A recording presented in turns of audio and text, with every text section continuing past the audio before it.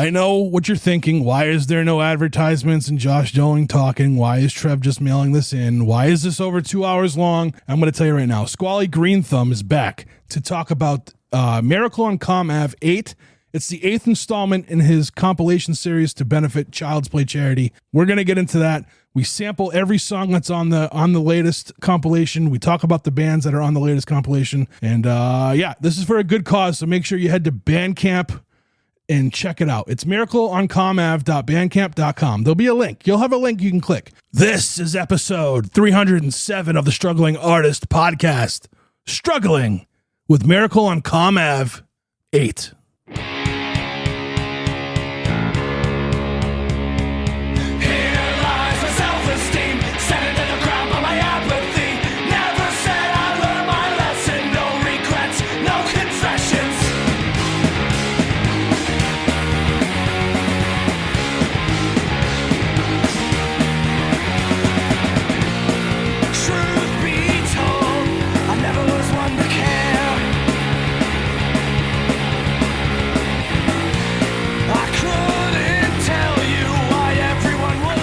You know, Squally, you don't have to wait until Christmas time to come back to the show, right? So here's the thing, right? Is like we do this for Miracle on Comm Ave, and then like you'll have me on. You know, we did the new metal Bandcamp Friday episode. That was a really good episode, by the way. It was really good, but the thing is like I can't like this.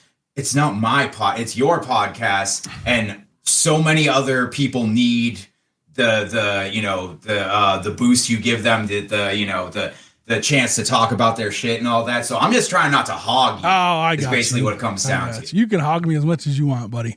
I know. It's like, well, like, it is well known amongst like me, Aria, and like Thou Merciless Graves that we could totally just like every week have one of us on and just keep and keep things moving. Yeah. So that's awesome. That's all. Yeah. So I can't. Yeah.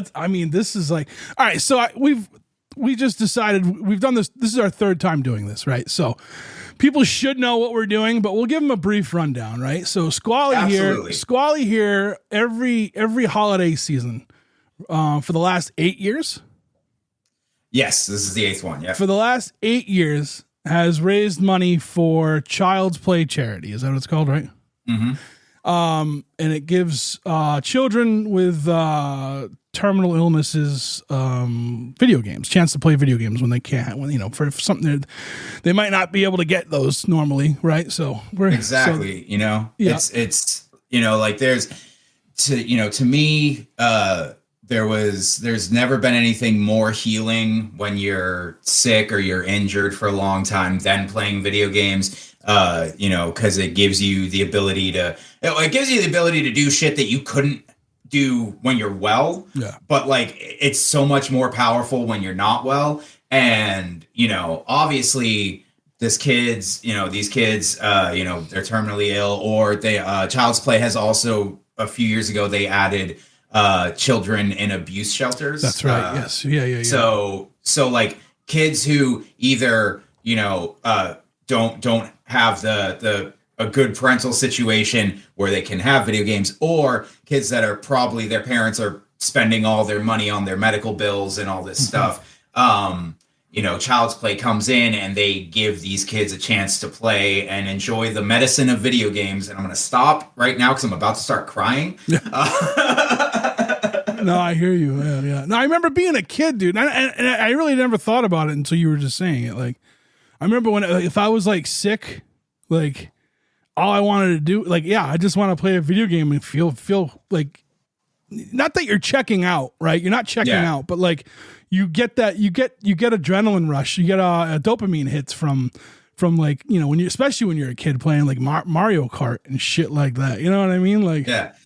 And like the thing is like, so when I found out about Child's Play charity, I was waiting for my first spinal surgery, and we got our friend Drew is going through the same thing right now, where I had a slip disc and they were like, okay, we have to try physical therapy, then injections, then maybe surgery is possible down the line. And it took like 10 months. And I was like, in bed in awful pain that whole time. Like I couldn't walk without a cane or anything. And then I would play a fucking video game and I'm like, I'm saving the fucking world. And like it changed. Yeah. Like it changed my entire like mental makeup. So that was when I first found out about it, fell in love with it. And then, it took a few years for me to figure out that this is what it needs, that I just need to hit up all my musician friends and be like, hey, write me a fucking Christmas song or not. Just give me a fucking song. And we'll make this happen. And also like, there's this thing, like whenever I'm like super down, or if I know someone that's like super down and like life is just kicking them square in the balls. Right. And I'm just like, hey, like all you need is a little win, like sets a tone, you know what I mean, within yourself. And like, this is like, I think, video games and stuff like that, little win stuff. What is this? What is this? Why is this thing going on? Hold on. I don't want this thing. Oh man, I don't know how to. This is what you get for getting a new computer. I have no idea what I'm doing with this thing. This thing just sent me a text message. I don't want any texts. How do I? Oh, fuck no. Yeah, like get out of here, pal. Let's see. Can I just put that on? Anyway, I want to ask you a couple things too before we get started, because one, I'm so happy I got to MC that night, and you being the first one up. I felt like I was calling a wrestler out to the ring with you. Like, I hope I did it justice. You absolutely did. You absolutely did. No, that night was fucking amazing. I feel like you didn't mention what that night was. That night that he's talking about is the Coffin Salesman record release show. Literally, I mean, you heard me that night go on and on about how much November 1st sucks, and November 1st does suck. You had a whole set list for it. Yeah. But Aria asked me to play it, and I was like, okay, so for the first time in my life, I'm looking forward to November 1st. Yeah. And it was one for the fucking record books, honestly. Like, anybody who missed it, sucks to suck. Like, it was so good. It was. And I forgot, for some reason, I forgot Jackie's last name at the last minute. And it's Frasca. Yeah. And I knew that. And I almost said Fresca. And I was like, no. And so I panicked, and I didn't get to say her last name when you all were leaving the stage. And I apologize for that. So let her know I'm sorry that I messed up her name. I have a thing about names, dude. Like I vote because like everyone's always called me the wrong name. It's Trevor or Travis. It's just Trev, man. Like it's just Trev. It's so easy. Yes, I try not to screw things up like that. But that was a really good night. It was a magical night. Like and like, I was already pumped for the album. I was already pumped for the bill. And then like when Aria asked me, like we kind of talked about it. And then like when he sent me the flyer, I'm like, I guess I'm doing this. Like So no, it was awesome, dude. And you had an awesome set. You had Mia up there with you, Mia Culpa from Your Friends in Hell. Jackie came up and sang some songs. And like, yeah, man, it was a good time, dude. It was a real good time. And I was like honored to be able to do this, like, be able to get up there and kind of do something too, Well, that's the thing, man, is like Aria really, like, he really wanted, like, people that he cared about and that he knew cared about the record as much as we do to, like, be a part of it, right? Like, because even adding me, like, I wasn't on the save the date card that he sent out because he got those printed up before he asked me. Mm-hmm. It was like, because he was literally like, he's like, okay, this is going to be cool. It's Faces, 3 bands, fine. Like both these bands are great. They're going to do well. I'm excited to play with them. And then I guess he just had a moment where he's like, I fucking need Squall on this. And he just hit me up and I straight up, So I played a show with Your Friends in Hell, or I was booked to play a show with Your Friends in Hell on October 26th. Yeah. And like there's this rule where you're not supposed to play 2 venues that are like within 10 miles of each other within like less than 2 weeks of each other. I had a second where I was like, fuck, I don't think I can do this. And I don't want to tell your friends in hell no, because they asked me first. And, but I don't want to give it this. And so I just Google Maps Midway Cafe to Faces Malden.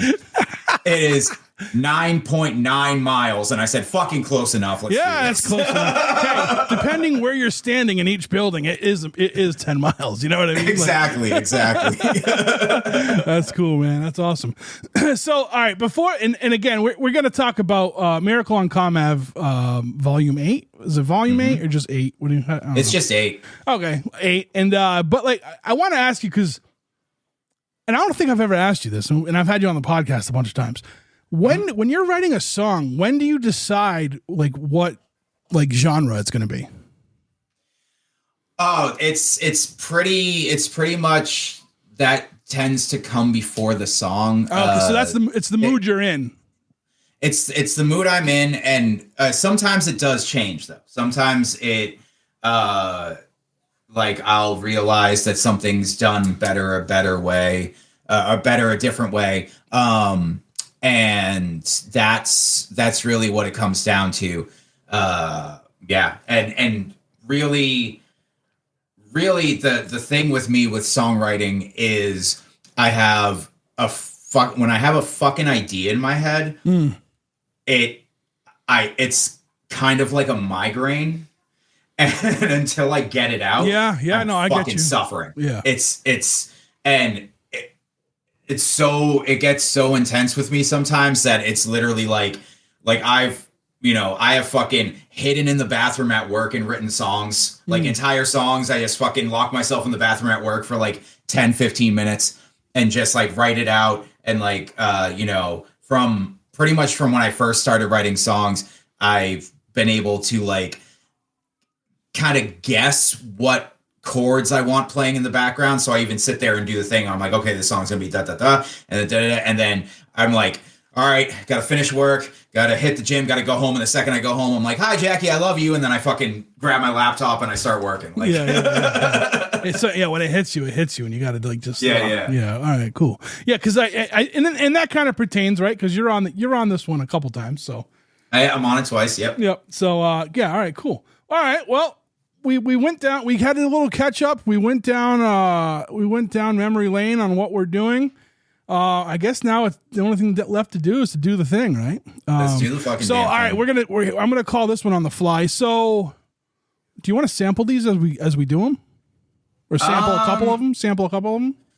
Yeah, we can do that. All right, cool. I have. Yeah, the thing that you did. That you do with the like roundup thing, the roundup show that you do where you do the samples, that sounds good as fuck. So all right, that's exactly what we're gonna do. We're just gonna fade them in. We're gonna talk about them. So that I had to stop doing that with the round table because YouTube hates me. I tell you what though, YouTube protects the artist. Like every episode. So now with YouTube, you can put your RSS feed in there, so it just pulls from my website. But I have to dispute everyone because they clip me for music. You know what I mean? Yeah. So sometimes like it's not even like the band. I'm dealing with like whoever CD Baby or whatever that platform they, you know what I mean? Whatever they're using, I have to deal with them, and they're pretty like some of them are. I have YouTube has yet to let me play a Coffin Salesman song that wasn't a video clip of them live. Oh shit. Okay. So, yeah, it's weird. But at the same time, it's cool. I like to see that because like it is protecting the artist, right? It's like not that I'm like my YouTube isn't doing shit. As far as like I'm not doing that for like money. It's just another place for people to see stuff. So, but I think with this being all either covers or like unreleased tracks, I think this is gonna work. I think this will work. So I might even put the whole video up. We'll see. I don't know if we want to do. We won't sample every song, but you tell me which ones we're going to sample along the way, and then we'll go. No, we should totally sample every song. Okay, we can sample every song. So I don't want to pick and choose. Do you know? I don't know. And I'm again. This is coming off the top. Like to date, do you know how much money has been raised through these comps? I can actually look that up right now. Yeah. All right. Cool. While you look that up, I'm gonna shout out Joe from Shotgun from Your Friends in Hell. For oh yeah, absolutely. Shotgun did the cover this year, right? Amazing. Is it Final Fantasy kind of artwork? So here's what happened with having Shotgun do the cover. So as you can, I'm wearing the shirt of what the old covers used to look Hell like. yeah. So I drew these little pixel art characters, carolers, and the first comp I also drew like a pixelated background of essentially in front of my old apartment on Comm Ave. And after that, every year I would just like find a picture of a place on Comm Ave that's like important to music or important to me, and like put the carolers out in front of that. And then I reached a point where I was out of places on Comm Ave that I cared about. Yeah. And two, starting from the third one, I wanted to start mimicking like famous video game covers. And so for the third one, I reached out to somebody and asked them if they could take one of the carolers and draw them like Mario on the cover of Super Mario 3, where it's like flying through the air with the fucking raccoon tail and shit. So I asked for that. They did not deliver. So I kept with this thing. And then with 7 coming up and, working with Shotgun as much as I have, and, having played so many shows with him where he does the flyer and it's so amazing. I was like, dude, the 7th one is coming up. At that point, I had never really played Final Fantasy VII, but I hated it on principle because I'm a Final Fantasy VIII guy. Okay. And there's beef there. Oh, right. But I was like, look, it's the 7th one is coming up, and I want to break out of this. I was like, can you draw one of my carolers like Cloud from Final Fantasy VII, and instead of the big machine coming at him, it's the green line? And he's like, absolutely. And he got it to me, and it was amazing, and it blew everybody's mind because everybody who's been following this thing for a while was like waiting to see the kids again. And then so this year he got to do the cover of a good video game called Final Fantasy VIII, and and yeah, so that's what he did. And I asked him, and like before I finished asking him, he was like, I already see it. He's like, don't even worry about it. That's awesome. Yeah. So it's great. I love that. He's such a talented artist, and I love working with him on like everything. Like he and I have some ideas stewing in the background of doing some crazy shit. So I hope we get to do someday. Yeah, that's awesome. Yeah, he did he's done the new turntable graphic that we have. He did that. Yep. Yeah. So yeah, I love his stuff. Okay, so to date, the compilation itself has made $4,282.71 for Child's Play charity. That's awesome. Not including the live shows, which I take the money from that and send it directly to Child's Play. Right. But those, I mean, those don't make anywhere near as big a dent as the comps do. So. Yeah. Cool. That's awesome. So, yes. That's awesome. Let's say around 5,000. Yeah. Cool. Awesome. Yeah. All right. This is a big one this year. 19 tracks of wholesome holiday something. It might not be cheer and joy, but it might not always be cheer and joy on these. But it's like, what's the rules again? It has to be. So it has to be previously unreleased. Okay. That's it. Yeah. Okay. Yeah, that's the only rule. And then there's the instructions that I give to people where I just have to like let them know, like, you can record it on your fucking phone. Yeah. You don't have to get studio time. You don't have to go to Aria to record you, although he'll probably do it. He's gonna fucking kill me. But it's like it can be whatever. It can be a song that you already released, but I just want a different recording of. Yeah.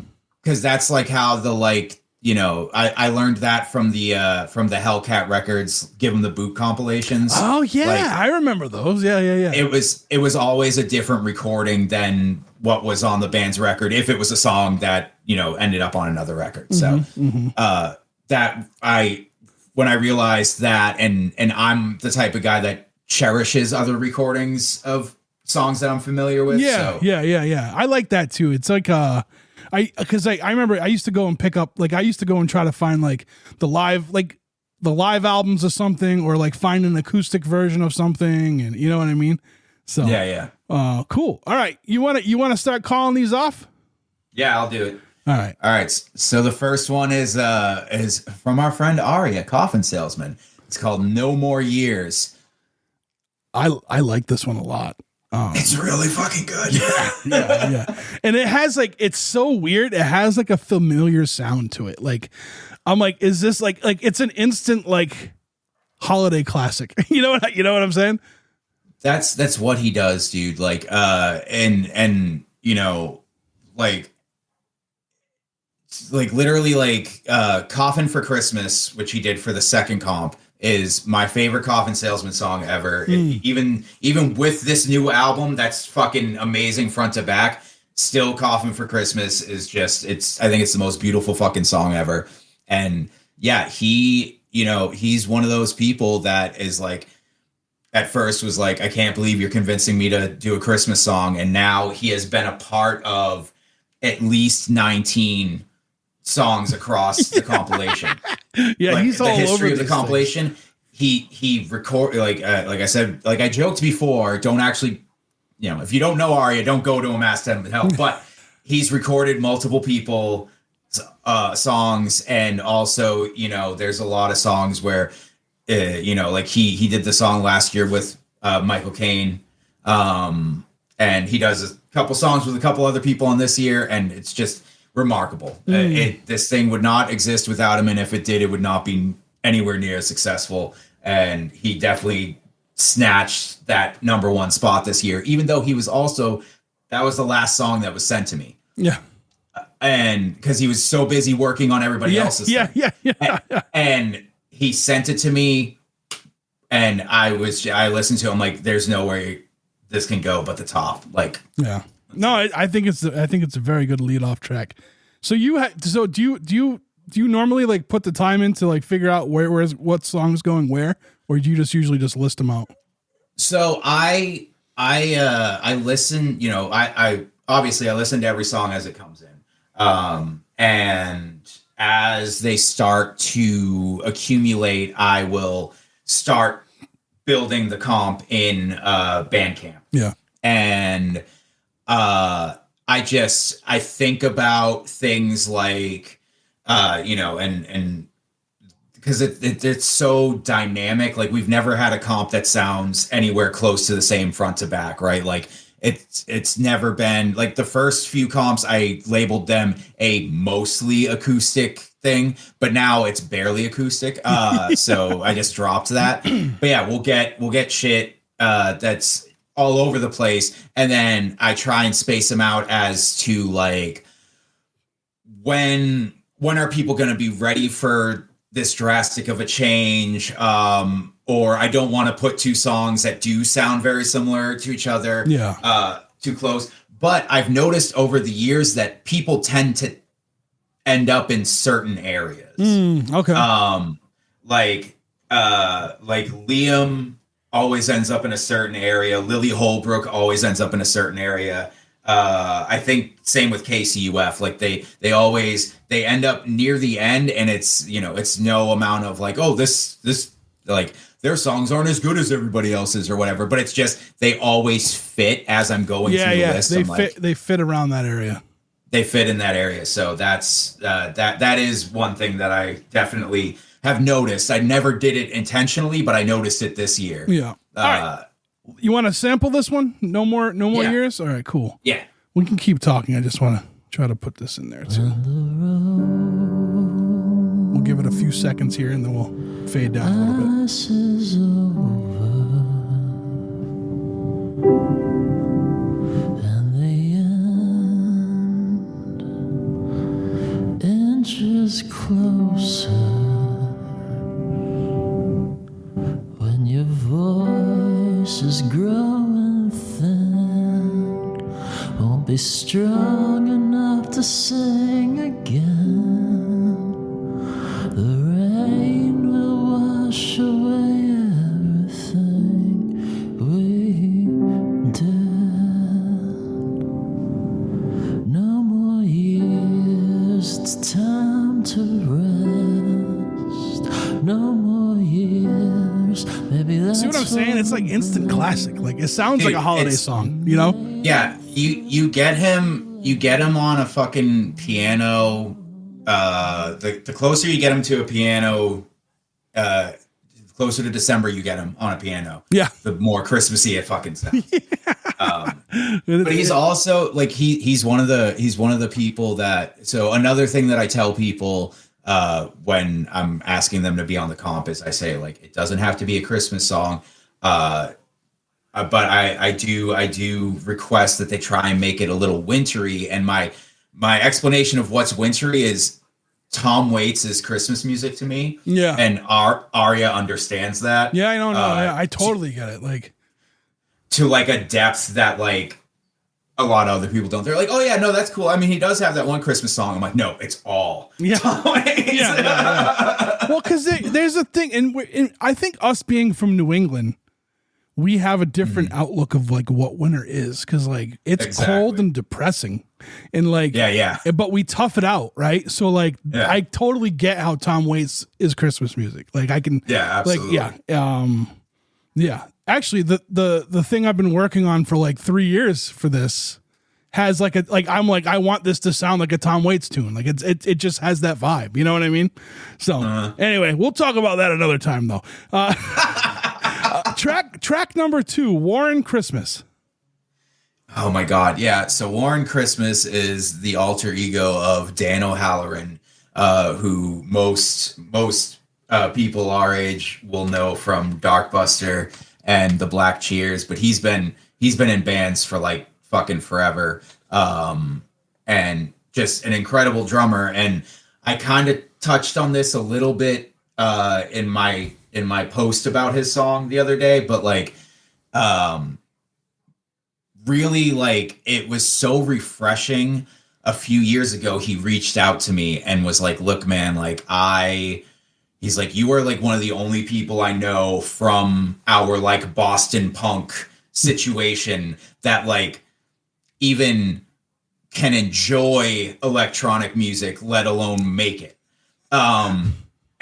And it's true because like, you know, it can be speaking as somebody who's gone outside of punk multiple times in front of a punk crowd. Yeah. It can be scary. There is a little bit of you realize some people didn't really like you. They just liked you because you did that thing that they like. Yeah. And so I totally get how it's, you know, how it can be scary and whatever. And he kind of like, he sent it to me and I never saw him like post anything about it publicly. So I never really talked about it. But then last year he sent me 3 songs.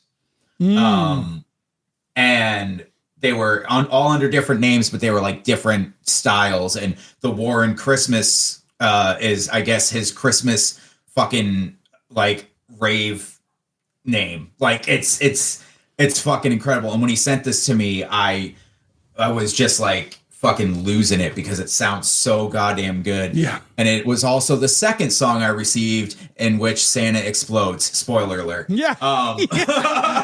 Santa does explode. Yes. Yeah. So it's Warren Christmas. The name of the song is Santa is in Range, Comrade. Yeah. All right. Let's sample this one real quick. We'll get like, I don't know. We'll go like 25 seconds or so. Yeah. There we go.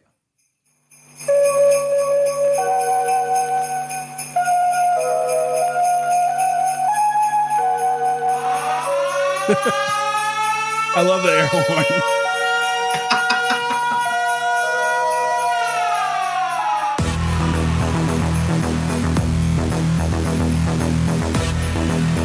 It's got it's a Christmas beat too. It's a Christmas beat and it's also like very video gamey. Yeah. So Absolutely. It's perfect. Yeah.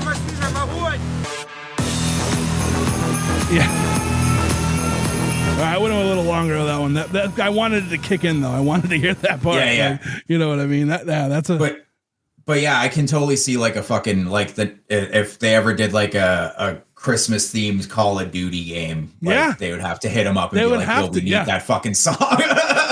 Yeah, and it's the contrast between Arya's song or Coffin Salesman's song and this one is so big, but like they fit because they're both like super Christmassy sounding, like or vibe, I should say, songs. You know? Yeah. So. Yeah, no, exactly. That's like what I was saying earlier. Yeah. I try and, the thing is that the comp I never give anybody a theme for the comp except, obviously like maybe Christmas. But things tend to fall into place pretty thematically as I get songs in. It's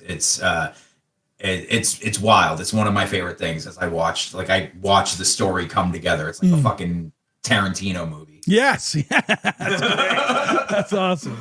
All right. So track number 3 is You, Squally Green Thumb.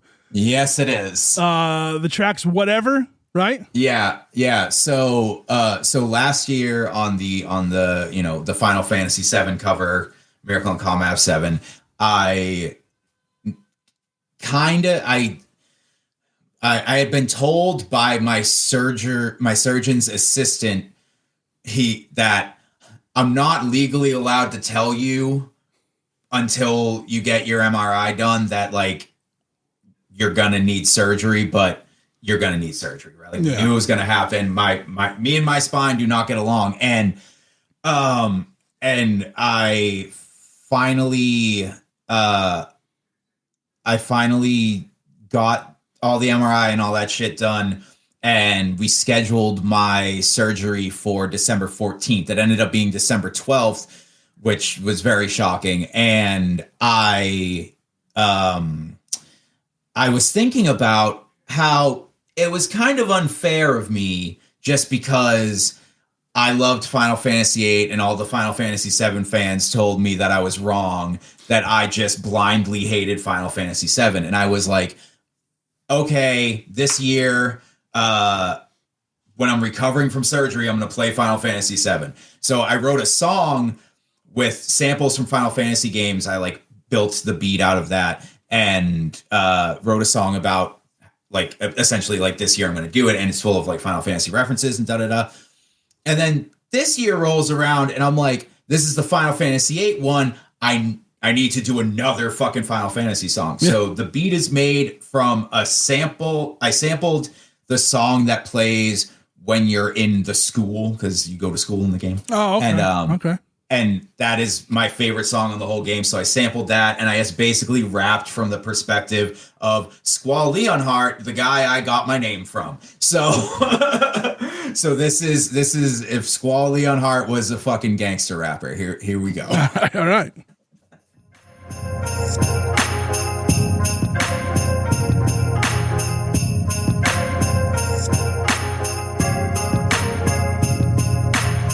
I'm from Ballum, what you know about me? Big SGT on the 5+3. Growing every soil, like I'm the strongest seed. If you claim Gal Badger, you can go deep. Was that you or is that somebody else? It's me. That's awesome. Like it's asthma. What you get for trying to come after the head? Hell yeah. I want to play the whole thing, but I want people to go buy it. So Exactly. So the ooh woo thing happened.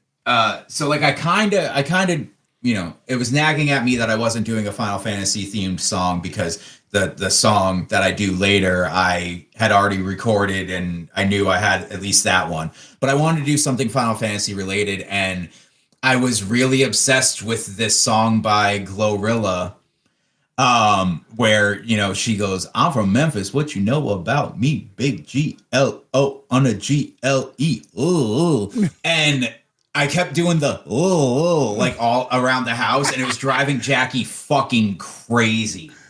And then one day I was doing the and she said ooh woo instead, and I was like, oh, there's the song. And it's just like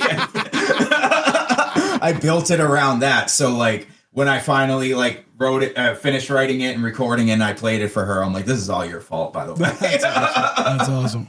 Oh man, that's so cool. All right, track number 4, coming out of they're Columbus, right? Micah's out of Columbus. Yeah, Ohio. Yeah. I never say his last name right. Micah Schnabel? Micah Schnabel. Schnabel. It's long A. Okay. Long Yeah. A. Michael Schnabel and Vanessa. Is it Vanessa? Yeah, Vanessa Jean Speckman. I should have my glasses on. I can't read the screen. Christ almighty. It's okay. I can read. I got it on all right, phone. good. I'm blind as a bat, Squally. So have you ever seen Micah and Vanessa's show? Yes. Okay. Yeah. So you are aware that it's like one of the greatest experiences you can ever have. I really enjoy their stuff. Yeah. And it's like Micah's up there just like giving you like the most beautiful most beautiful little set ever, playing songs that make you cry about, people that you might laugh at otherwise, right? Yeah. And he like really has this way of like just making everything so beautiful.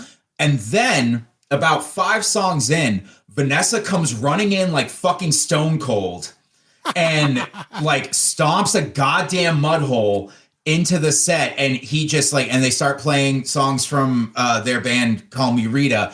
And it's just like, and she just comes up and she just has this like fucking energy. And she's like beat poeting these fucking lyrics out. And they're all like the dopest shit you've ever heard. And you're like, what the fuck? And then she disappears. And then like Micah finishes with another sad song. I love them so much. Every time they come to town, ever since I played a show with them, it's all love. They care about everybody that is at their show. They really do. And it's like the amount that they tour, it's amazing that they remember everybody, but they fucking do. And I said this on Instagram yesterday, but they just finished their year of touring. They've got a bunch of merch, including Micah's books that they're trying to get rid of. Have you read Micah's books? Oh no, I did. I'm gonna have to wait. Let's talk after this. I'm gonna need that. Okay. Need that link. I didn't know he's written any books. So. Oh yeah. So he actually sells it on his Bandcamp. So if you go to his Bandcamp, yeah. And they're doing actually tomorrow's a Bandcamp Friday, so I'll grab it then. Yeah. So his books are fucking amazing. And they're selling shirts, and fucking Vanessa sells art on Etsy that's fucking beautiful and so angry at the same time, but it's great. And I honestly just buy some of that shit for the people in your family that you care about, because there's just so much love put into all of it, and it like radiates out. I can't say enough nice things about them. Yeah. No, I am a fan. The first time I heard Micah, I was checking out his stuff because they were going to be at Faces with a bunch of people, a bunch of friends. I can't remember who else was there, but I was like, oh, let me check out the stuff, and I was like, oh, okay, because I know someone mentioned like 2 Cal Garage to me, and it's much different. Like his solo stuff is way different. So like I was like, okay, but it wasn't until I saw watched Micah perform is when I was like, oh, I get it. You know what I mean? Like I think I needed to really see it, because I wasn't expecting it. I think from like I wasn't expecting that just to hear it for the first time. You know what I mean? I expected something more like his band, 2 Cal Garage. You know what I mean? So it was, it was an experience. And you're right. Like seeing him and Vanessa live was amazing. It was absolutely amazing. I was pumped. Yeah. So, all right, let's sample this one. The song is called Omaha. Omaha. Thank you. God damn it. I need my glasses. All right, here we go. You turn this up. Christians abandoned their Jesus, killed him a second time, laid their idle hands on their golden calf, deemed themselves divine. It's easy, I want less for you and a little bit more for me. Dehumanized entertainment, preferably for free. And I don't mind blood and death. All right, so I'm going to leave this playing while we talk for a little bit because I want to get Vanessa's part in there too. Okay, fuck yeah. Yeah, so I feel like if I could play guitar, I would do something similar to this. That's the other thing, dude. The dude is a ridiculous fucking guitarist. Like Yeah. last time I saw him, unfortunately Vanessa wasn't there. But he asked for requests from the crowd because he had to fill up time because she wasn't there to do her songs. And somebody asked for something, I don't remember what it was, but he's like, oh man, I haven't played that in forever. And then he fucking just starts playing it, and it's like he's like shredding on the acoustic guitar. I love it. And I'm like, a song that you barely remember, and you play it that fucking tight. Like, I can't even play songs I remember that good. Yeah. All right, hold on. You the 7-Eleven ring and tarnished green and bling. I'm not asking for much, just acknowledgement. She gets a little angry in this one. Pile of dust by the Doritos and wine. Put some RESPECT on that plastic Hail Mary tap, like your daddy issues are more divine. Yeah, that was good. Oh man, yeah, they're a talented. That's a talented duo right there. It's fucking brutal, Yeah. man. And like, speak on the subject of video games. And the last time I saw Micah, he played his song number 33 Dryer, which I fucking love. And then like the next day, I was playing the Silent Hill 2 remake, and there's like an early part of Silent Hill 2 where you have to go into a laundromat, and that song just like popped into and I couldn't stop hearing it in my head the rest of the fucking game. Like it's that big of an earworm that like every time I walk past a laundromat, I'm like, fuck yeah. That's awesome. That's awesome. All right, track number 5, Jackie Frasca. I said it right? I said it correctly. You did it. Yeah, I did it. Hooray. Oh man. Wait, so I've seen Jackie perform with you. Does she do anything else on her own, or? So Jackie loves to sing. Yeah. She's really good at it. Like she should. Yeah. You know what I mean? She should love to sing. No, and it's honestly, it's one of the first things that like made me even like start to fall in love with her was her singing. Just it's so good. So she likes to sing. She likes when I write songs for her to sing, or if she has a song she wants to cover, she'll do it. But she doesn't have any projects out of her own. But there are two of my Sour Jack-o'-lantern records have her. Mm-hmm. We do like each one we do like a story, and there's like 2 characters, and and she plays the chick, and but yeah, so we do that. I do plan on doing more with her in the future. She seems to really have fire in her to create right now, so I think that's probably what's next. Yeah. Good. Yeah. Good. So this one's a Tori Amos cover. Tori Amos cover, because she is Revere Beach Tori Amos. All right, song is called Here in My Head. Here we go. We're going to play this real quick.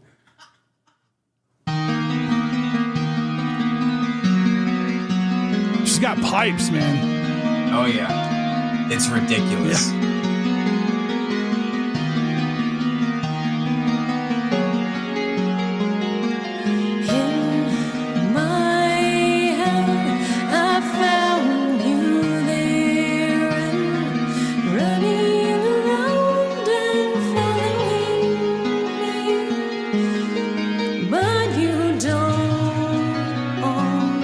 Another one that really just fits the vibe, right?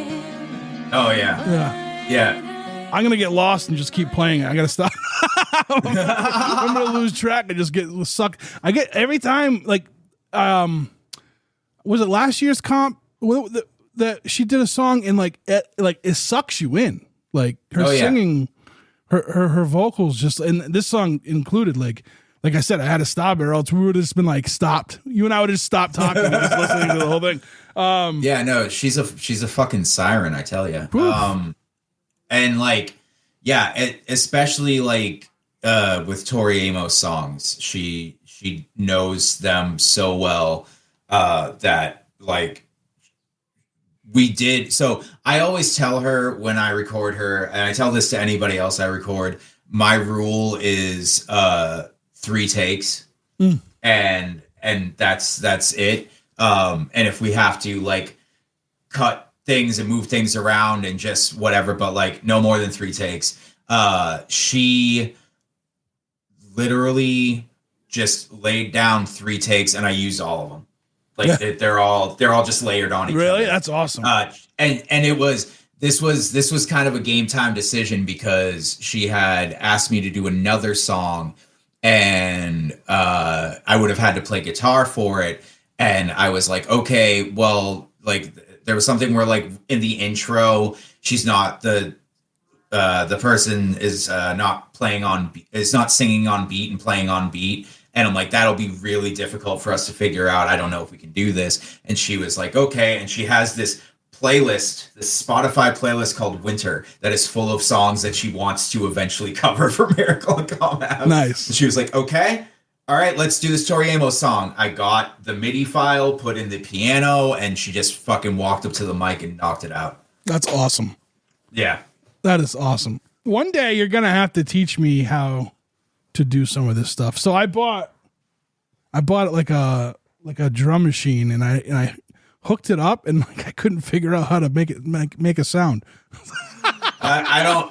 So I'm not too good on like external. Yeah, things. no, that's I'm fine. good at- Yeah, you could show me and then after I bought it, I realized that all my DAWs have really good internal ones. You know. Yeah. That's the thing. That's the thing. It's too easy. It's one of those things where it's too easy, and like you just get yourself a DAW. However, whichever route you choose to get yourself a DAW, it's up to you. But get it and just fucking make your shit. Yeah, yeah. Because I've never had that like the sound in my head, but I've had this like beat in my head for months, and I got to get it out. I got to get it out somehow. Absolutely. So, Absolutely. all right, track number 6. Your friends, my friends, our friends, Everybody's friends. your friends in hell. I gotta say, like for a band that's like they do so much, and I'm going to be talking to them soon, so I don't want to like just speak it all right now, but like to have like a band that is like quote unquote like a horror band or whatever, like they are so like the versatility is like it's almost like you forget that it's that, like they're not like it's not like a themed band, you know what I'm saying? Like you forget that it's that because like there's so much more going on in what they do. Yeah, I always tell people, I'm like, yeah, Your Friends in Hell is the type of music I would make if I wasn't a piece of shit. Like, I think I think I just, you know, like I've made plenty of spooky music, and none of it is pleasant. And there is a way to do things pleasantly, but I was like, not even like as an edgelord, I was just like, no, this is like what horror is to me. And they're like, well, this is what horror is to us. I'm like, oh, this is fucking also amazing, and I love you, and I'm genuinely jealous of them, of what they do. That's an out of love thing. Yeah, like yeah. when I'm really jealous, where I'm like, it's not I should be doing that. It's I could never do that, and I love them for it. And they are also just the goddamn nicest people ever. Yeah. Like the kindest, nicest, to the point where you're like I'll like be like, how come I'm not like them? Like, how come? Like, and I think I'm pretty goddamn nice, but like, I'm right. I'm like, they like set the bar. I look at them and like think of like, I don't know, like the Beatles or, you know what I mean? Like just the most pleasant, Your Friends in Hell, this is so funny to say this, but a band named Your Friends in Hell, when I look at them, I just like get like the kindest, warmest feelings from that. it's you focus. That's the thing is like the name causes you to focus on the hell part, but really you need to focus on the friends part. Yeah, absolutely. Like, and you take them home to meet the folks.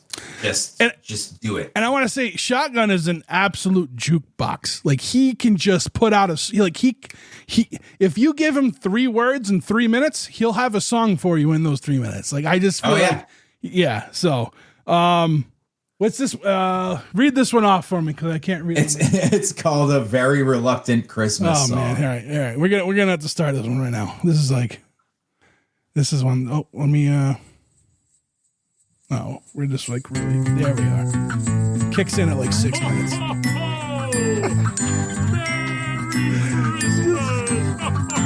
How do you not smile when this band plays? Dude, exactly. Oh, I'm gonna leave it down for a little bit, and we're gonna cut back in because like it's just funny.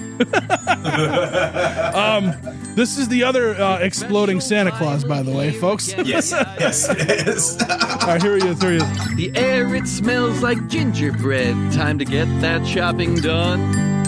The people gather in the square just to sing a Christmas song. I've got gourd guts on my stairs, but I swear it will soon be gone. I swear all I need to do is spend Christmas time with you. He's like, but if you want like a the spooky truth, Mr. Rogers. there's something I'd rather do. All I want for Christmas is a great big pumpkin. All I want for Christmas is a fry. All I want for Christmas is for Halloween. It's all I'm asking for. That's when you're like, that's when you realize, oh yeah, they're like a Halloween band. Like, you know what I mean? Yeah. Like, yeah. And just like, here's the thing, I mentioned earlier, Aria being one of the people that is like, at first was like, I can't believe you got me to write a Christmas song. And then has now written so many that there could be a Christmas chapter in the Coffin Salesman, like catalog. Yeah. Like not just with the amount of songs that he's done, but like it's like a different side to his character. And like, but here's the thing, man, it bites you and it fucking gets you and you want to do it. You want to do it every year. So like, I know, like, your Friends in Hell, again, bunch of sweet people, but they kind of put their foot down. They're like, no, this is it. This is the only time we're ever going to write a fucking Christmas song. And the second I told Jackie that, she's like, but they haven't even written a song about the fucking Krampus. Yeah. They're going to write a song about the Krampus. That's where I thought this one was going at first. You know what I mean? So we'll see if this is the only one, but if it is, I fucking love it and appreciate it. And they also gave me a song last year. It was just like a recording of their song, I Want to See Your Guts. And like, it's just, everything. Again, a song I remember called that I one. Want to See Your Guts. If I wrote I Want to See Your Guts, it would sound like a Cannibal Corpse song over acoustic guitar. Shotgun makes it sound like it's some fucking like record that plays at the sock hop. Yeah. Like Yeah, it was. Yeah, I remember that one. Yeah, that was a good one. Yeah. And it's so good. And none of this is making fun for anybody who thinks I'm mocking them for not being No. ghastly. Like, it's amazing. Like the reason why Squally laughed so hard when I said your Shotgun is like a spooky Mr. Rogers is because he understands what I'm saying. Like it's like I feel like based on Shotgun's shoe game, I think he might be going for more of like a spooky Pee Wee Herman, but still just like a good kind hilarious situation. Yeah, Absolutely. I think so. Absolutely. I honestly, and I'm not like, this isn't a joke. Like if there was like a children's show with Your Friends in Hell, it would work. It would work more than Bizarre from D12 having a children's show. Well, most certainly. Yeah. No, they would fucking slay on Yo Gabba Gabba. Like, they would fucking kill it. Yeah, oh, exactly. Man. All right. So track number 7, I want to say I'm pissed off at this band, by the way. Oh yeah. Because I've heard their album. Yeah. But no one else has, right? I know. I've been anxiously awaiting this one to come out, but that's okay because we've got a song on the comp, so it's like almost feeds that want for the album. You know what I mean? It most definitely does. Do you have their first record? I think so. Okay. I don't know. We'll talk. If you don't, I'll make you a copy. They sent me like I had gotten like a first iteration of what was going to come out, and then they revamped it, and I think they got rid of like one of my favorite songs, but that's a different story for a different day. All different, yeah. So the Recovering Catholics covering the Blue Bloods, right? Yeah, 58 Fitzpatrick. Yeah. So I'm not gonna lie, like this song had such like old Edison vibes for me. There's a reason for that. Okay. It's because the old Edison listened to a lot of Blue Bloods and Punk Uglies and like that shit. I mean, so outside of, because I didn't come in until later, and I didn't grow up with those kids, but my first punk show that I ever went to was Pug Uglies, the Blue Bloods, and Suspect Device. And so like to me, like that's and I've since played shows with the Blue Bloods and played shows with Jason Bennett and the Resistance. That was when they were kind of like a Suspect Device, Pug Uglies like super group. And that like every time I was like, guys, God, you were my first punk show. So like when Matt and Aria sent me the song, I was like, holy shit. But yeah, I mean, before all us old Edison guys got into, our fucking before they got into like, Against Me and like Gaslight Anthem and all the other bands that other people have compared us to. Before that, we were all listening to Blue Bloods, all listening to Pug Ugly. Yeah. I loved the Blue Bloods, and I was pissed. I was supposed to see them when they did that like I don't know if it's like a reunion show. I don't know if they're officially like not a thing, but recently, and I couldn't make it like last like in the like the 11th hour of like I was supposed to be there, and I was like, shit, I can't go now. You know what I mean? So I can't. It's hard to find their stuff out there too nowadays. Like it's not like it's hard to find it streaming. Like you can find one albums or two albums, but not all of it. Yeah. I did the other day. Like I went on a kick of listening to every version of Authority song that exists on Spotify, and it started with the Blue Bloods, but because I put in just like Authority song, and then obviously the original popped up, and then a bunch others popped up, and I was like, all right, I'll make a little queue. Yeah. That's awesome. So all right, so the Recovering Catholics. I don't know. Is this like? Is it known? Do we have to like? Do we not say their names? Do I have to hit the dub button? Like, oh, like fuck, can we not say know, it's? Dude. And you know what I mean? So we'll just leave it as the band name. How about that? We won't. Yeah. Okay. Why not? Yeah. We won't use and as the names for this one. So. Yeah. So this song was this song's awesome. I mean it's like. It makes you like, and again, like it doesn't have to be a Christmas song to make you feel like that vibe. This song makes me want to like just hang out with a bunch of people, like just like let's just have like a Christmas party or something. You know what I mean? Like just get together and just kind of. Well, yeah, and that's honestly, like I went off on my tangent earlier when you said it reminded you of the old Edison, but there was one Christmas where we spent just most of December in the basement of me and Liam's apartment, like listening to records and just like getting fucked up and like making weird drink concoctions. And like, so it literally like, it also brings me back, like on top of bringing me back to like first getting into local punk, it also like got me back to fucking those days. And it warms me. Hell yeah. All right. Let's get a little bit of taste. Let's get a taste of this one.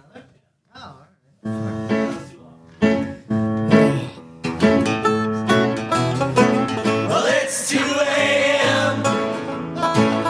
Where we gonna go?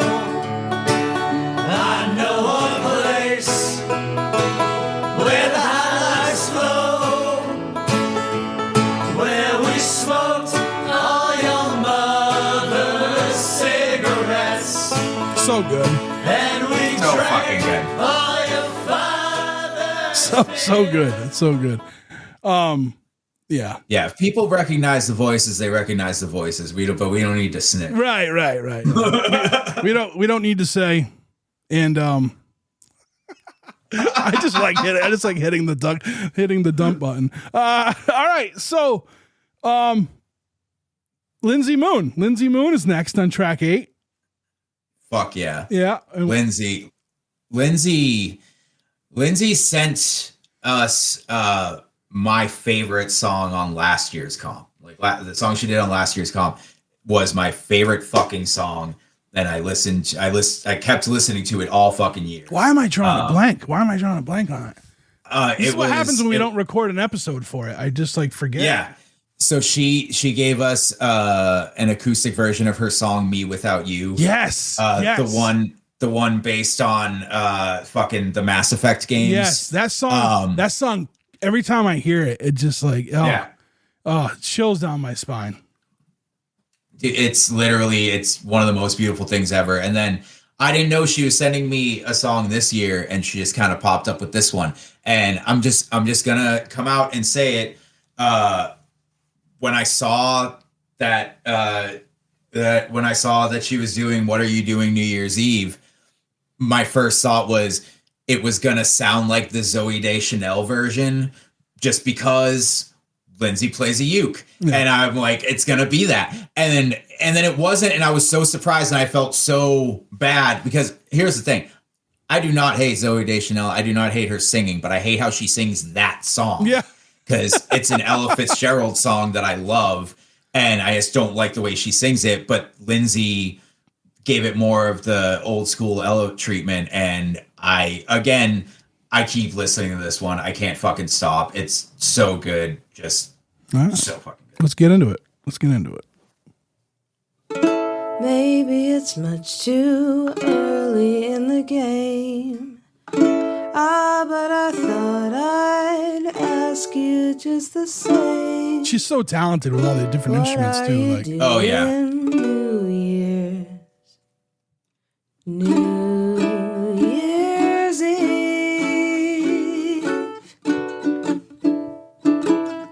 Wonder whose arms will hold you good and tight when it's exactly 12 o'clock at night. I keep going over the time I'm giving myself to listen because it's so good, dude. This comp, like, I've been listening to it nonstop since I got it. Like, it's just because like I'm a Christmas music guy. I like even like the radio. I'll have the radio on. You know what I mean? It's not that I like Christmas. I like this time of year. It reminds me of my grandmother, and like I noticed that people are a little bit kinder the way I expect people to be. You know what I mean? Mm-hmm. So it's just like, yeah. So like I always got the Christmas music playing, but once I learned about these, like I'm like, oh, now I have a whole new like repertoire of friggin' songs. You know what I mean?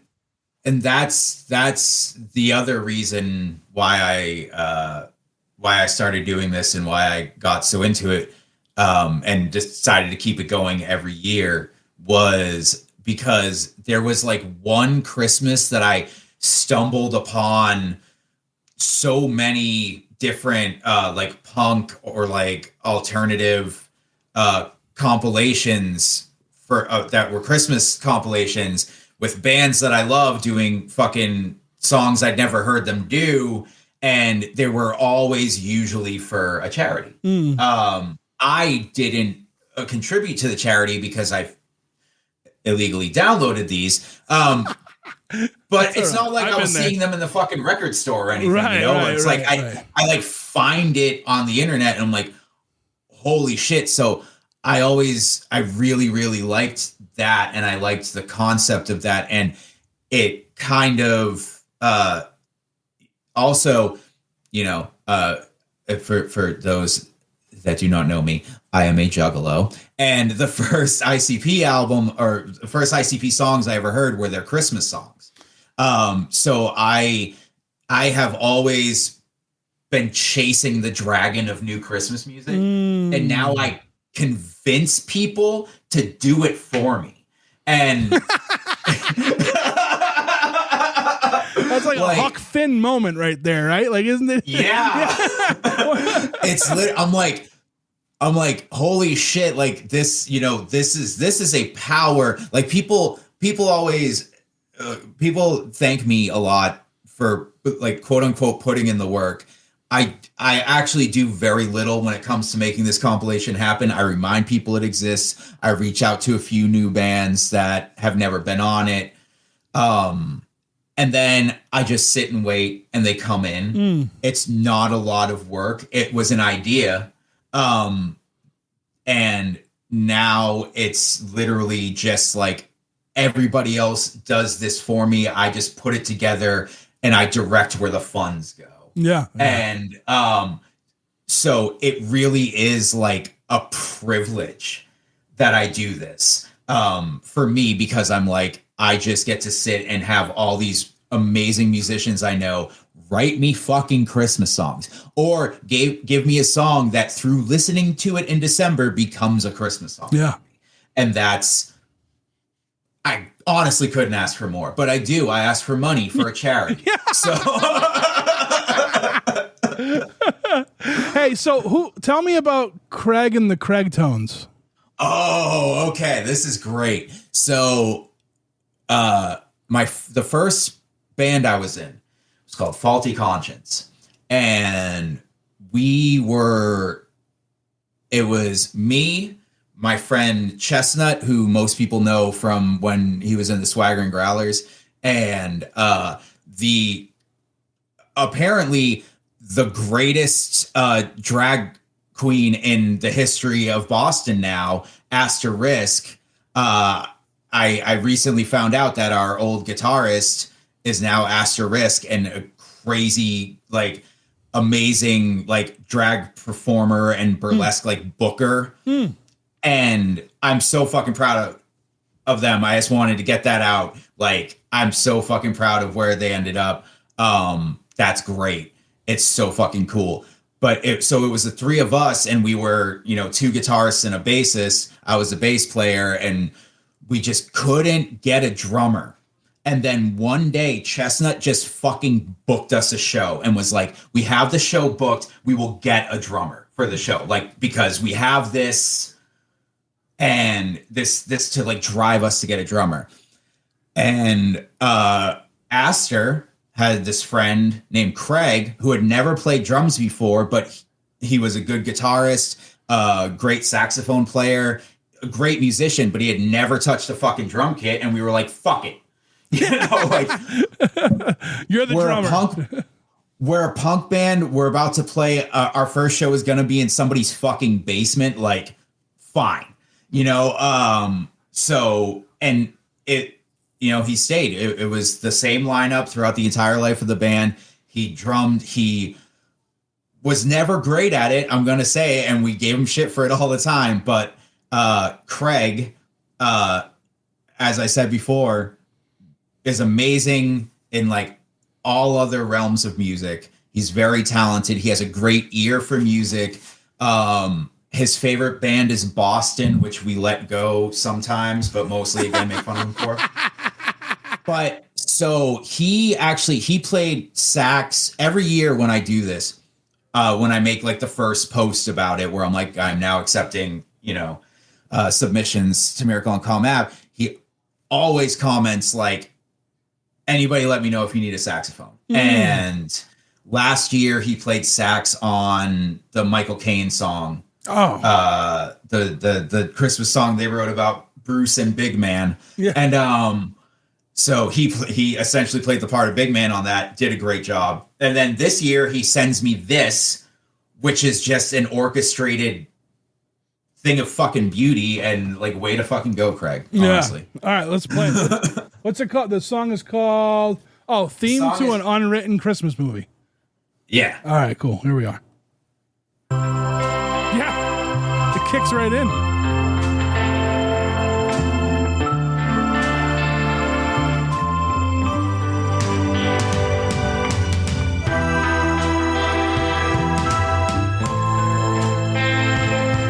Play it down for a second. Once it kicks in, we'll put it back up again.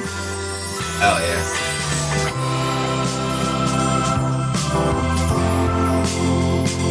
So he played all these instruments? That seems to be the fucking case. He hasn't told me any different. That's good, man. That's a good one. And the thing is like, I know he could. Yeah. I like it. So fucking good. So yeah, Craig, if you're listening and other people helped you, come clean. But I honestly don't think they did. I think he did this himself. I think he moved to Colorado, I believe. And I'm sure he's just been like up there in those mountains, like sitting at a fucking computer being like, I'm going to learn how to orchestrate the fuck out of some shit. Because I miss being in a band, you know? All right. So Scroogey Jingle Fingers. Scroogey Jingle Fingers. In an alternate timeline where I don't get into local punk music, I would have, from like age 19, been one of those fucking kids from the Juggalo parking lot at the Worcester Palladium who started a fucking hip hop group. Yeah. And the replacement in my life for the Pity Whores would be this group called Weird Die Young. And one of the guys in Weird Die Young, he has way too many fucking names to list off. Yeah. But when he does Christmas music for me, he does it under the name Scroogey Jingle Fingers, and he always makes the song about nasty fucking. And it's been on here before, right? Been on the comps. Yeah. He did a song on the 2022 comp. That's right. Yeah. And we talked about that, but I don't. When we recorded the episode, I'm not sure if it had happened yet, so I'm going to tell the story. Dave Wells messaged me and was like, "Hey, I've been playing the comp at the bar, and the other day, these two guys that were here from, I don't remember what country, but they were some European guys were there, and like were like getting into the music." And then after they flew home, they messaged the bar and was like, "Hey, we heard this song, this Christmas song about that was like, suck my balls, lick me where I shit. We can't find it anywhere. What is it called?" So we got ourselves some euros. Yeah, because of that, because of Scroogey's song. So, you know, I love it. I love combining my two like weird Juggalo rap worlds and like, you know, my local Boston music scene. It doesn't happen often, but I love watching worlds collide. And this song is just great. Yeah. All right, let's get into this one. This year's song. Yeah. You're like, all right, this is a good Christmas tune. Coming around a Christmas theme, it's the Christmas orgy bop. Everyone humping merrily, not a couple tries to stop. This is one if you're not paying attention to, you just think it's a Christmas song, and you think like you just think it's like something, you know.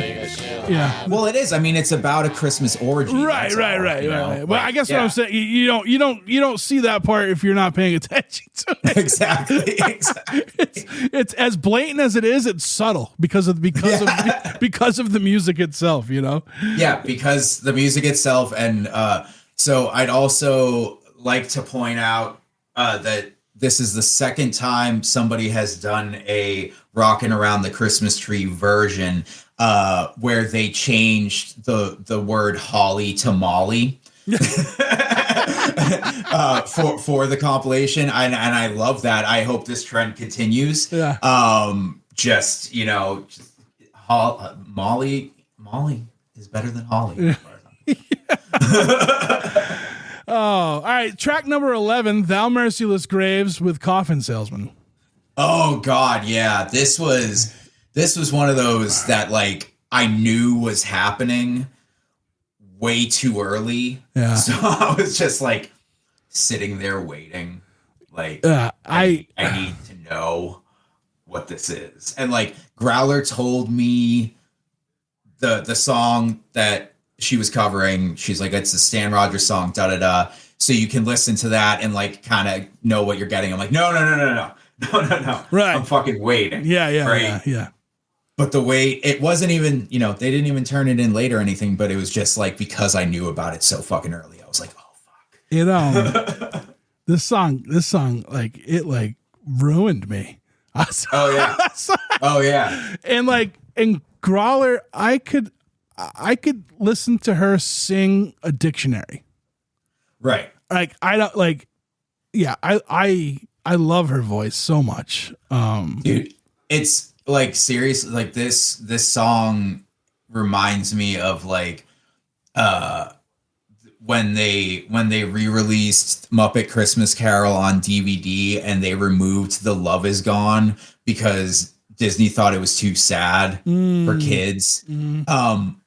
So this song, Disney would remove this song from a Christmas movie, essentially, is what I'm saying. Yeah. Like, And like I'll listen to it over and over. Like, you know what I mean? You were like, listening to it when we fucking it was on. Yeah, it was on when you hopped in. Yeah.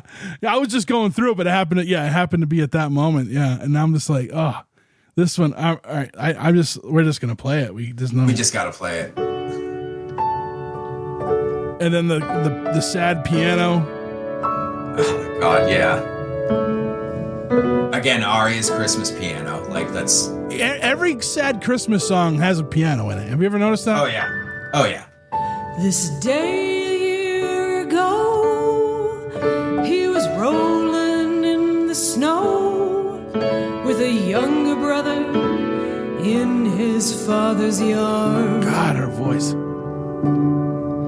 Christmas break, a time for touching home, the heart of all he'd known. Right. And I gotta turn it down. I'm gonna end up like crying and God, listen to that one. Everyone go buy the comp and listen to that one. Maybe Squally will let me play this one at the end of the episode. Maybe we'll revisit that one. We'll see. We'll send people off on the most depressing. Buy the comp first, though, and then go off and do what you got to do. Yeah, then go like look at a lighthouse longingly for a bit. It's just like I can't say enough good things. You know.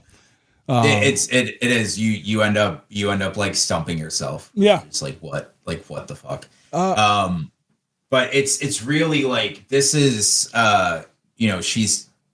she's been, this is her third year contributing, I believe, and it's been really cool. Like getting. First off, I think I got the first ever recorded Thou Merciless Grave song. So like I can always brag about that. And then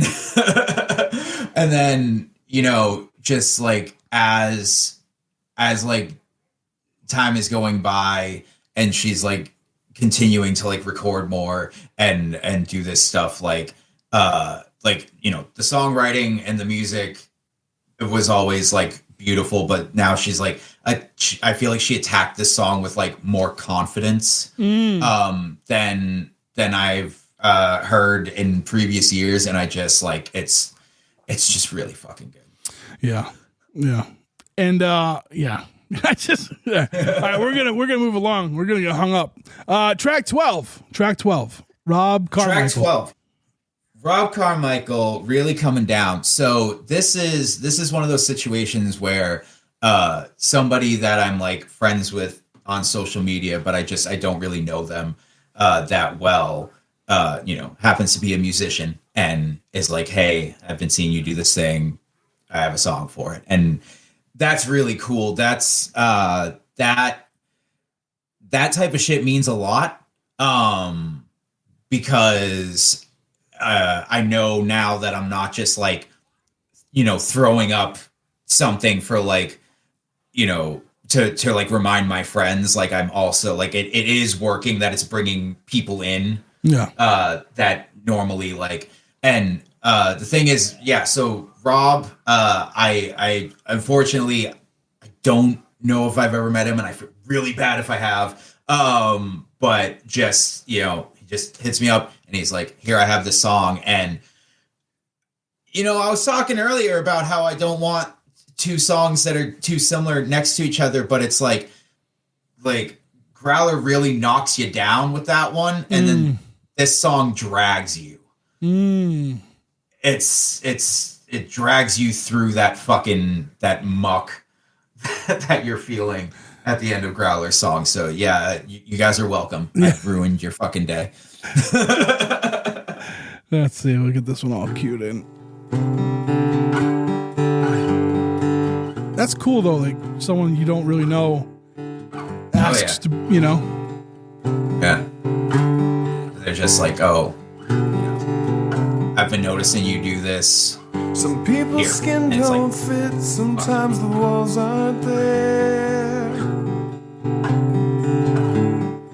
Family's a dead name, another unblinking stare. Yeah. Living the long shot's easy when you have nothing to lose. It's like you finally come up from air from Thou Merciless Graves, and then there's Rob putting his foot on your head. Going back under. You're going back under for a little bit more, guys. Yeah, no, it's good. And listen, I really think like the sad songs hit the hardest. And like, oh yeah, I talk about this a lot, right? When like if someone relates to a song and it's say it's like an off with their head song, you know, like a depressing fucking song, and like it's good to feel like, oh, I'm not the only one that feels this way. And I think that has something to do with with the sad holiday songs too. Like, cause there's a lot of people out there that just like, they don't celebrate. I mean, for years I didn't celebrate the holidays, and like, because I was just like a mess, you know what I mean? And I had like, I didn't want it. Like they made it even worse, you know, cause everyone's so happy and you're not, and you don't know why. You're like, oh God. But when you hear songs like this, you're like, oh, it's okay to feel this way, you know? Oh yeah. And it's great. It's great. It's dark too early and I'm walking through sludge music. Yeah. is what I found. I was earlier this morning as I was going to work, we got, you know, a little bit of snow and then some rain. So there was a little sludge as I was walking, and walking through that sludge made me listen to Swimming Pools by Kendrick Lamar, because it reminded me of the winter that I did that a lot. And I just like literally just fucking made me put it on. And that's songs for walks are important. Yeah. No matter what type of walk it is, whether you're trying to get your fucking Bill Clinton fitness program on, you know, or you're just like, you need to walk. Program. You need to fucking walk. What's up? I said Bill Clinton fitness program. Oh yeah, no, he was just like, everybody should walk more. Anyway, but yeah, if you're, you know, out for whatever reason you're walking for, having good walking soundtracks is very important. And I think even more important when you really don't want to be outside. And that's why I love dark, sludgy walking music. Yeah. All right, Dandelion Cigarettes. Oh yeah, here we go. This is Liam, aka Old Boy, aka Dandelion Cigarettes, with another monster. I refer to these types of songs as Apocalypse. Okay. Because like it's not, you know, again, this is another person, you know, who I was in the old Edison with, and who definitely like felt trepidation at one point about stepping outside of, you know, the genre that he had kind of found himself in. And when he does it, when he makes songs like this, it doesn't sound like anything else, like that. It doesn't sound like anything else that you would hear from any of the rest of us guys that used to play guitar, and now we play the fucking DAW, right? And it legitimately sounds like fucking boulders are crashing all around you. like you are fucking being chased, being followed. Like it is some of the most devastating shit I've ever heard anybody make. And he sends it to me like, yeah, I guess this is this year's song. And I'm like, dude, come on. And this is definitely my favorite Apocalypse song. Does he do more of this, like, or just for the Christmas comps he does these? He did put out like a noise record at some point. But yeah, I mean, you know, I want him to. I tell him to all the time. Yeah. I think, you know, again, it's one of those things that admittedly, I love that people have to come to my comp to hear this. Yeah. But I also would love to see Liam like thrive in this. And, you know, one day, like he's fucking doing shows, like full set lists of shit like this and fucking people going wild. Cause that's the only thing you can do. Yeah. Yeah. All right. Let's get prepared. Hold on. Cause this is a loud one. We're going to start low and bring it in. I don't want to kick it off too high. Right. So yeah. We're gonna see what do we got.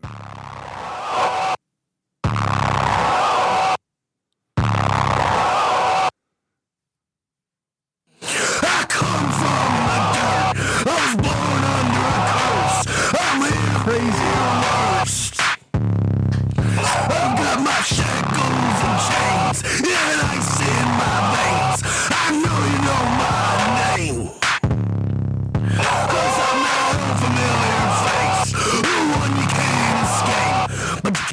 Yeah, that's a good one, dude. Like, dude, it's really fucking good.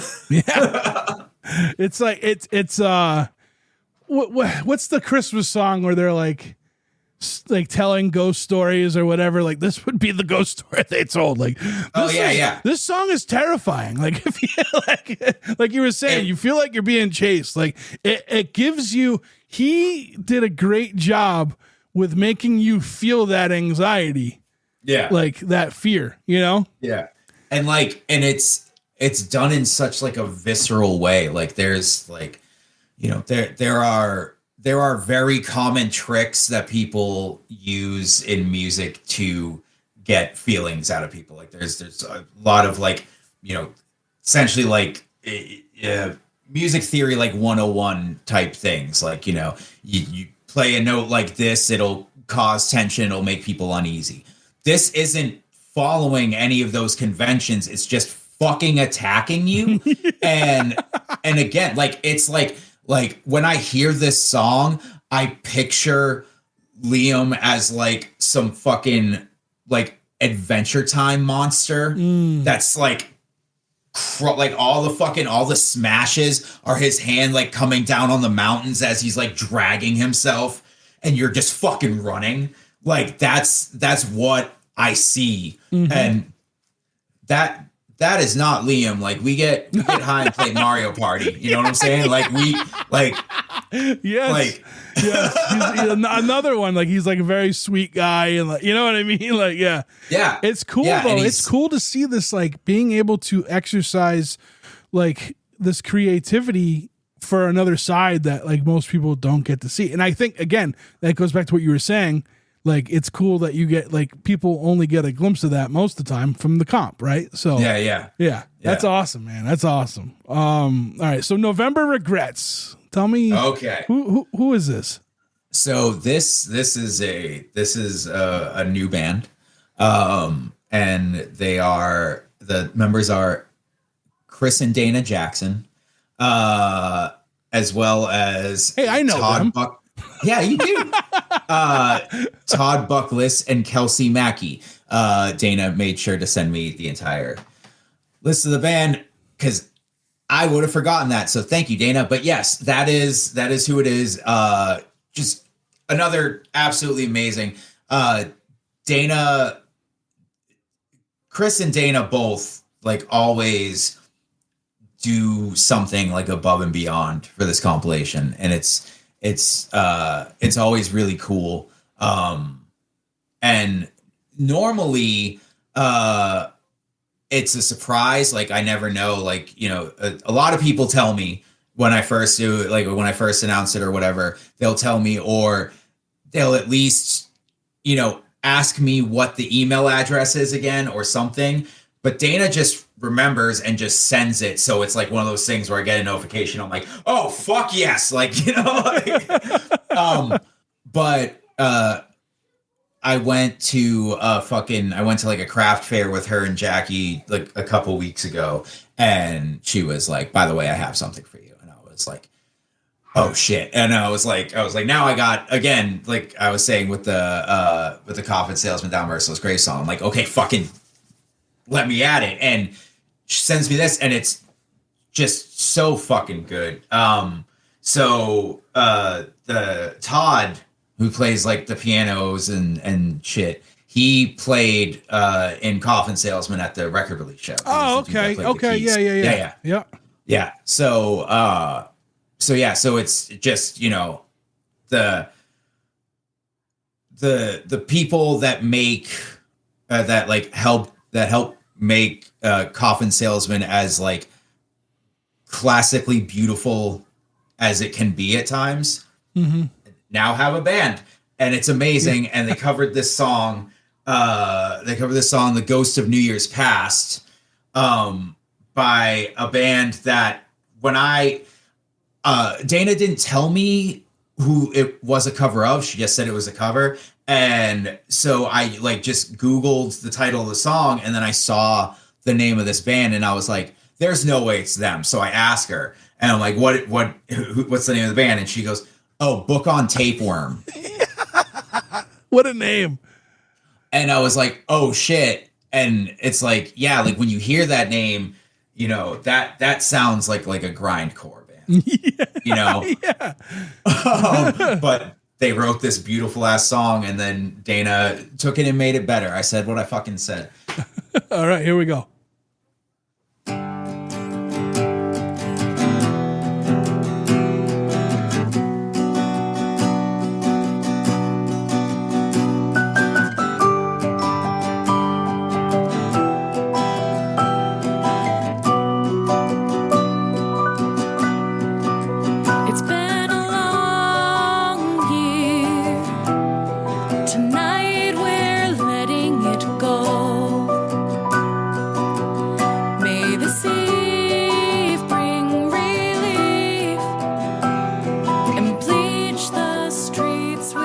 Another one like this. I think I love all these comps, but this is one that like I feel like I put on and I pay attention to every song. Like with compilations, it's hard to get into the vibe of something. Like I'm an album head, right? I want to listen to a whole album. I want to be submersed. Sometimes with compilations, it's tough to do that because of it's just a different thing. Like each song is a different thing. This album, this compilation this year has such a it's just in sync with everything. Even with like the wild stuff that happens like in between these softer songs, like it's almost like you did a really good job with it this year. You did not that you haven't, but you know what I'm saying. Like this one, I don't know. No. I don't like. This is one that I'll put on. Like again, I'll put it on and I'll just play it again and I'll play it again. And like it's this year has been really good with these songs. No, I agree wholeheartly. It's been an amazing year, and it was another situation like I was saying before, how the Comm kind of ends up with a theme anyway, even though there's never one really put forth. And like this year in particular, when I was first getting songs from people, everything I was getting was either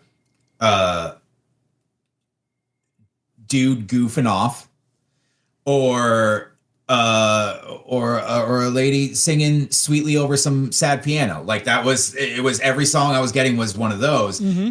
And I was like, oh, this is going to break up real nicely. Yeah. And then I started getting like instrumental songs and some chaos. And then I was like, oh, again, just watching it come together is like, really, really good. But it was funny that literally I was getting like two very specific types of things at first, and then when it's always the last week, like everybody starts it all like crumbles in on me, and then I'm like, oh, okay, now it's a whole comp. That was when the things got weirder, things got heavier, darker, more beautiful, just unreal fucking comp. Cool. All right, we're winding down. We're down to the last 4.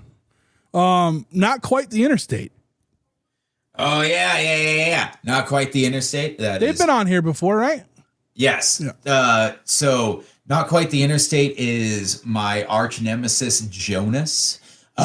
He decided we were arch nemesis a long time ago, and I was the only one who remembered it when we reconnected.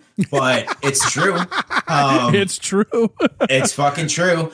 We can't fucking stand each other, but he has been a part of 7 of the 8 comps. He missed. We can't stand each other. However, However, no. I fucking love Jonas. He's amazing. So he missed 1 year for the comp and was like, I'll get you 2 next year, and then he got me 2 the next year. So so he has done his absolute fair share. He just narrowly misses the every comp club, which at this point is just me and Arya. But I love what he has, because he just has there's just this Jonas style that I've always loved, and he will, if he can't write a Christmas song, he'll write a Christmas song about how he can't write a Christmas song. Like, that's oh, I think I remember that. Wasn't that on? Yeah. He did that 1 year. So that's the type of dude he is, and he's always so good with it, and I love him. I love him. All right, well, here's he's the worst person in the fucking world, but I love him to death. here's Fa La La. All right, here we go.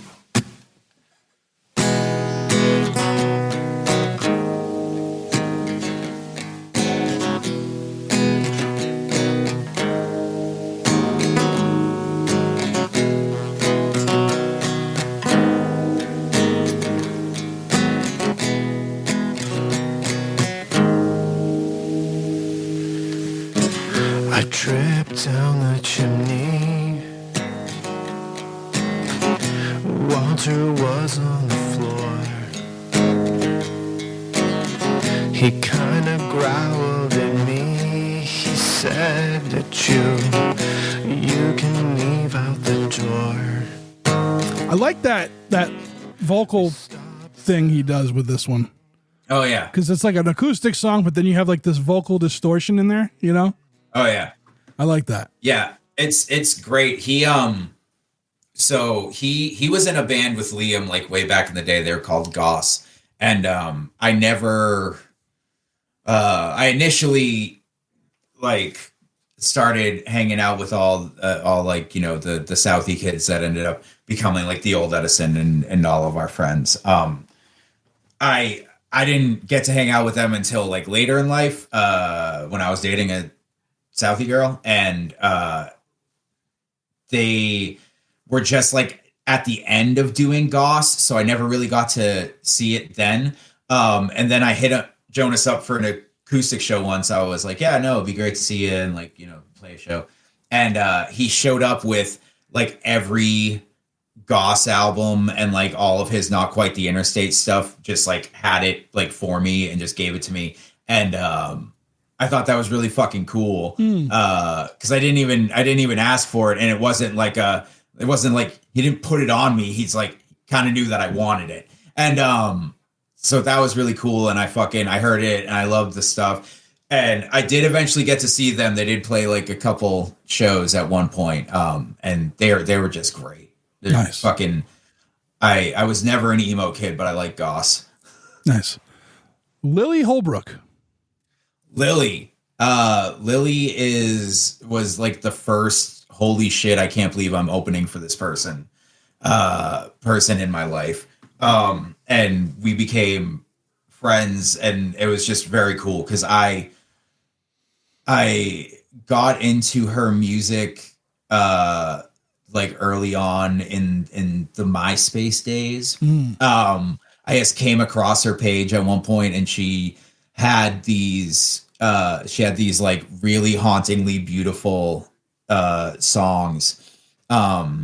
And like one day I was playing a show at the Abbey Lounge, and when I got off stage, some dude walked up to me and he was like, "Hey, would you like to play a show with Lily Holbrook?" And I was like, "Fuck yeah." And then we played a few shows together, got to know each other, and she has been on 4 comps at this point, I believe. But she's another person that I really just have to say, if you like what you hear from her on this comp, please buy her music. And also you can sign up for her Patreon for $1 a month, and she sends you a cover song every month, and they're all beautiful like this one.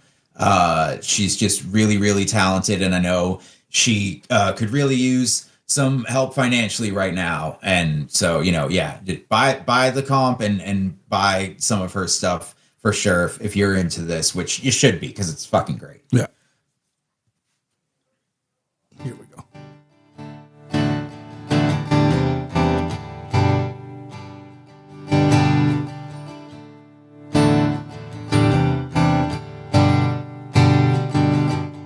It's colder in this house than anywhere in Boston. But that's okay, Christmas means little to me. I'm hanging on to Amazing voice, too. Yeah. It's good. I don't have faith in what's supposed to be. Yeah. All right. Well, make sure you guys check out Lily Holbrook's stuff too on Bandcamp. So yeah, it's all really fucking good. And yeah, like when I heard Jackie sing, the first time I heard Jackie sing a Tori Amos song, I sent Jackie Lily Holbrook. Like I was like, okay, like if this is what you're into, and like, and you know, and you have that amazing of a voice, I need you to know who this other person. I need you to know who Lily is. I need you to be aware. And she, of course, like fell in love with her. She's really great. I actually, over in 2020, Lily and I did a live stream show where like I opened for her again as something to just kind of get her taken care of a little bit. But yeah, it was really cool. And she's always down for whatever. She's one of those people that I just have to remind to do this. Like it's not a, hey, like, do you think, it's literally, and it's not that she's like not ready and willing to do it. She just might forget that it's November now, and she should send me a song. But yeah, she's just great. I'll say, man, you stay on it too. Like every day you put the post up leading up into it. You know what I mean? And then once it happens and once it drops, every day you're putting the artist up, and then you go right down the list. Like, that's commitment, man. I don't do that with my own podcast sometimes, you know? It's so I will say that that is the work that I put into this. Yeah. But for me, honestly, like, look at how easily I'm rambling off all these things about these people. It's just, I'm on the train headed to work. Yeah. I pull out my phone. I find a nice picture of them. And I write things like I would say here. Yeah. And it's just that. Actually, back on the subject of the sad Christmas where I walked around listening to Kendrick Lamar in the fucking snow. That year I didn't have money to buy anybody presents, so I made Facebook posts about everybody. That's awesome. Yeah. Like individually, and like wrote about them. So that's another thing where I just draw back from, like, it's, everything's a fucking reference, man. No doubt. No doubt. All right. Track 17 is an acoustic version of Funeral Tie by KCUF. Like, this song doesn't haunt me in my dreams enough. They bust out this acoustic version and like crazy. Dude, so as I was saying earlier, Jackie and I went to a craft fair with Dana the other day, and she informed us that all the KCUF boys were having like a slumber party, and that they got very drunk. And I'll admit my first thought was, all right, I guess I'm not getting a song from them this year. Because as hard as it is to get like, that many adults together, right? I'm like, oh, if they just hung out and got wasted, I'm probably not going to get a song. And then, so, I set my cutoff date for the day, the penultimate day of November, because if I do it on the last day, people will be sending, it's too much. I like to give myself a buffer of a day to help me like figure out how I'm going to compile it and all that stuff. So, but admittedly, there are people that I give a pass to. And Aria's song, he sent it to me the day before we dropped. He sent it to me on the 30th, the day before it dropped. And I'm like, yeah, no, obviously I'll take something for you. And then he's like, yeah, we did a KCUF song in Chris's living room, but I don't think it's salvageable. And I was like, give it to me. Yeah. And he's like, you'll have to ask them about it. So I messaged the KCUF Instagram and I'm like, I heard you have a song for me. Cough it up. And Ken responds and he's like, oh, Chris has it. I don't know. So then I message Chris and I just message Chris, cough it up. And he fucking says it. He just sent it. He knew exactly what I was fucking talking about. So, and I'm so happy he did. This is 58 Fitzpatrick. Like this is what those two boys were talking about in that song, that Blue Bloods cover. It's just hanging out with your friends and fucking singing songs, drunk as hell in the living room. Great shit. I fucking love it. We'll just give it a quick. This song already like kills me, and then they do this, and I'm like, oh. Hey, Who is it? unfortunately, It's Aria. it's a me, dog. That's what I do at home with the dog. I'm like, it's me. We're gonna give the intro a pass here. We're gonna go a little further in.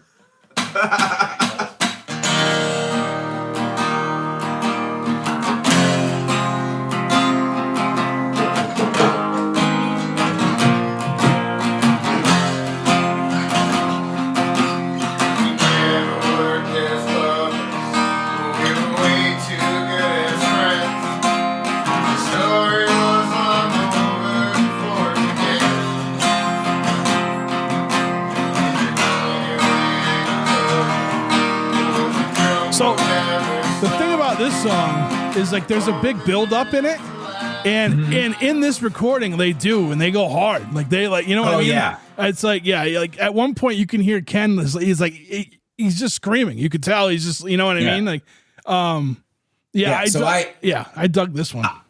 I did have to, every once in a while people send me something that I do have to like mess with an EQ by myself. And I did with this one. Like they were saying it wasn't salvageable. And I was like, I'm going to fucking salvage this shit. I'm going to make it sound as good as I can. Yeah. The build up, it's so good. And it was just so noisy, but I just cut out some of the muddy shit and it came out really good. And I just,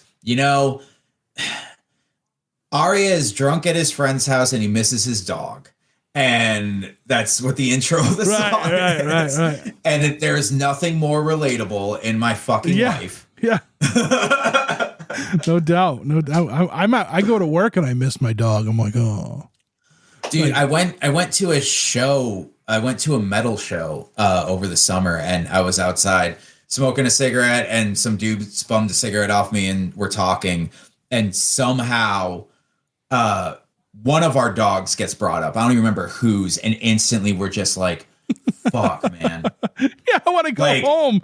Yeah, like the first opener had just finished. Like this was like there was going to be another opener, and then the headliner that we all came for, and we're just like, fuck, I miss my fucking dog.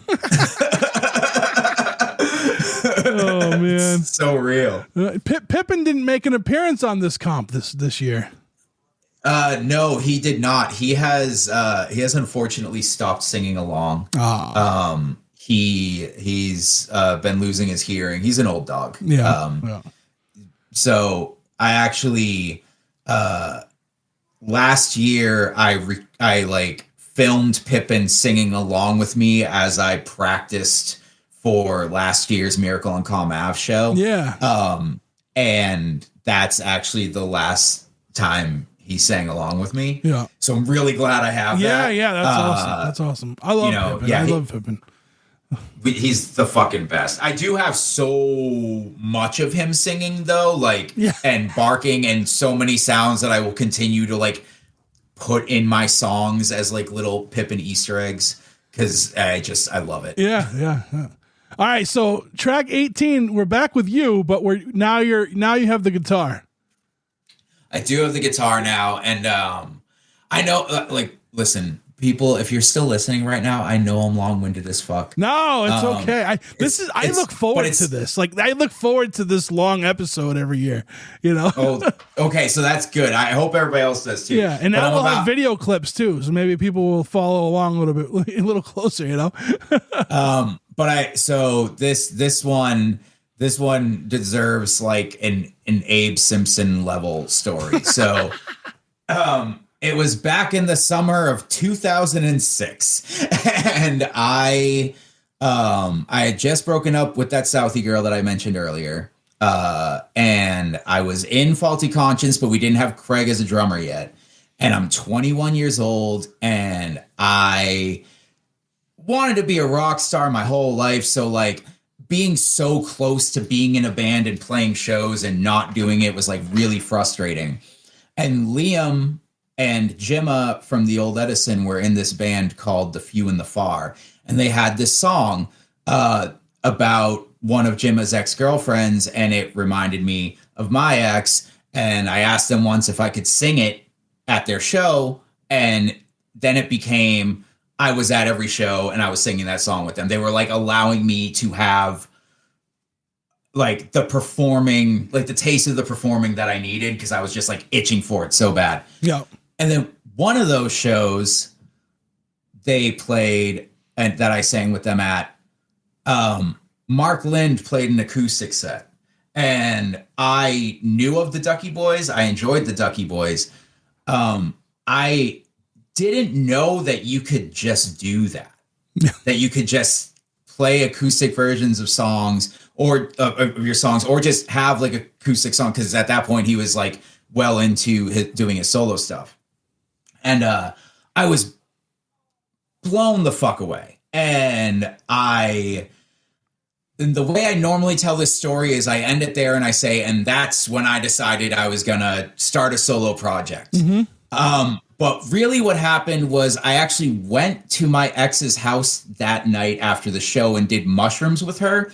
And then I woke up the next morning and said, oh my God, I have to fucking become a fucking acoustic guy. Like, and it's just like, I need to do, and it became such an obsession because I was thinking about it all night while tripping. Like that's type of drugs are fun, but they can also make you do some really dumb stuff with your life. Like start writing acoustic songs about your ex and booking yourself a show at the fucking Abbey Lounge and telling everybody in your life that this is the most important fucking night of your life and they need to be there to see you play these songs on this tiny little stage at this dive bar in Somerville that you've seen a couple of great musicians play on, and it's everything in the world to you. And the night before you fucking play that show, you say, you know what? I'm not going to cover that song as my last song of the night. I'm going to learn this song and try and fucking cover it. And it was this song? It was this song. Okay. Because I was obsessed with it. And that night did not go well, but I stuck with it and I continued to do that. And I never fucking played that song again. Oh, I listened to it. I listened to it because it's amazing. That whole album is amazing, but especially this song. And I was trying to figure out what I wanted to do this year.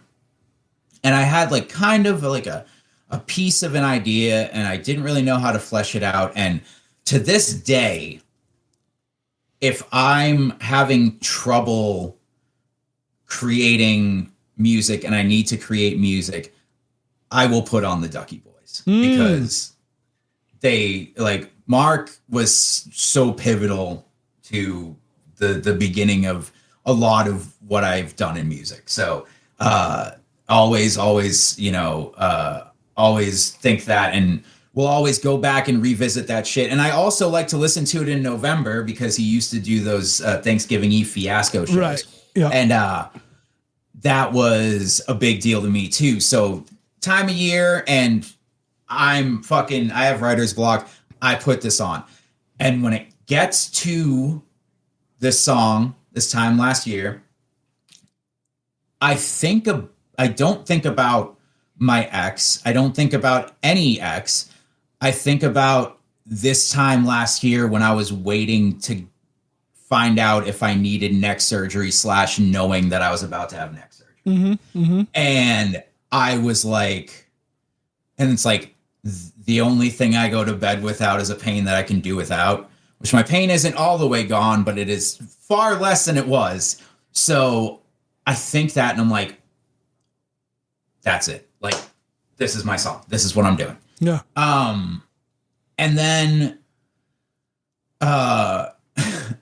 as I was like thinking about it, Aria sends me a Bandcamp link to this like compilation somebody made of like old public domain like blues songs, like bluesy Christmas songs. Like there was like a Lead Belly song on there, and there was like some gospel, like, you know, that gospel shit. Yeah. That Aria likes to fucking hurt himself with. He sent me one of those, and I was like, oh, I want to make my shit sound gross and like lo-fi as hell.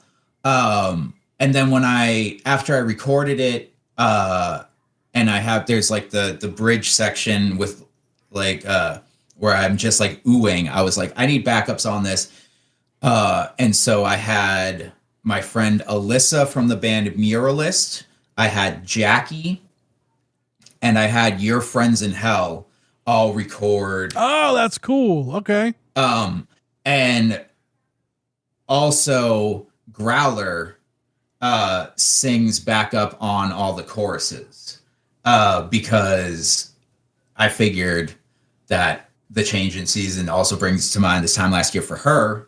And I was like, she was like my surgery buddy. So like, I was like, yeah, no. So we did that, and I pieced it all together. And I'm just gonna put this out there. One of the backing tracks that Your Friends in Hell sent me, Shotgun took a little creative liberties with what he was doing. And if you listen close enough, you'll hear it and you'll fucking love it. Oh, cool.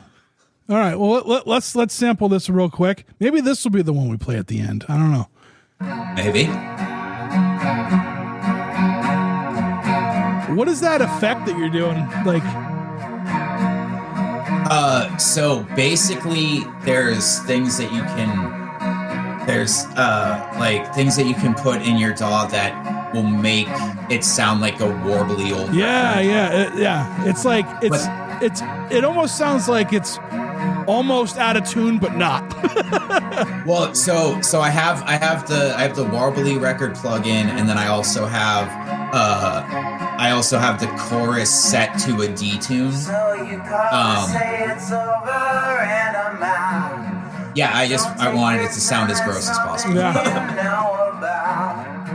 All right, so can I tell you something? What up? I sent this to Mark last night.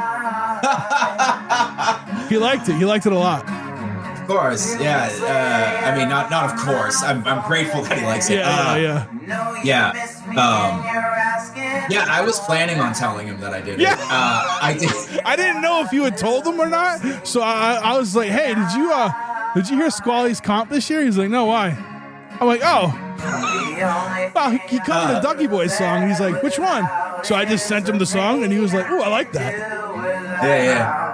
And then all of his self-deprecation kicked in. I love Mark. He's awesome, dude. I covered Doing Time on one of my like charity EPs. And I also didn't tell him about that, but I tagged him in the post about it because I was just like, oh, what does it sound like when you mix fucking ICP, Stray Bullets, and fucking and the Ducky Boys? Yeah. Like, I covered somebody else's song on that. I can't remember what it was, but yeah, I listed them all off and I tagged like all the bands in it, and so I know. But yeah, I never tell him when I'm gonna fucking cover him. I just do it, and if he finds out, it's cool. No, he liked it. We were talking about it for a minute, and he was just like, he liked that wobbly effect he was talking about. Yeah. So So like, and I thought maybe he had heard it, so that's why I was like, hey, did you hear this yet? But no, but like with Mark, like I really like. I fanboyed on Mark like so hard for a very long time. And then like somebody fanboyed on me that hard. And I was like, dude, I'm so sorry.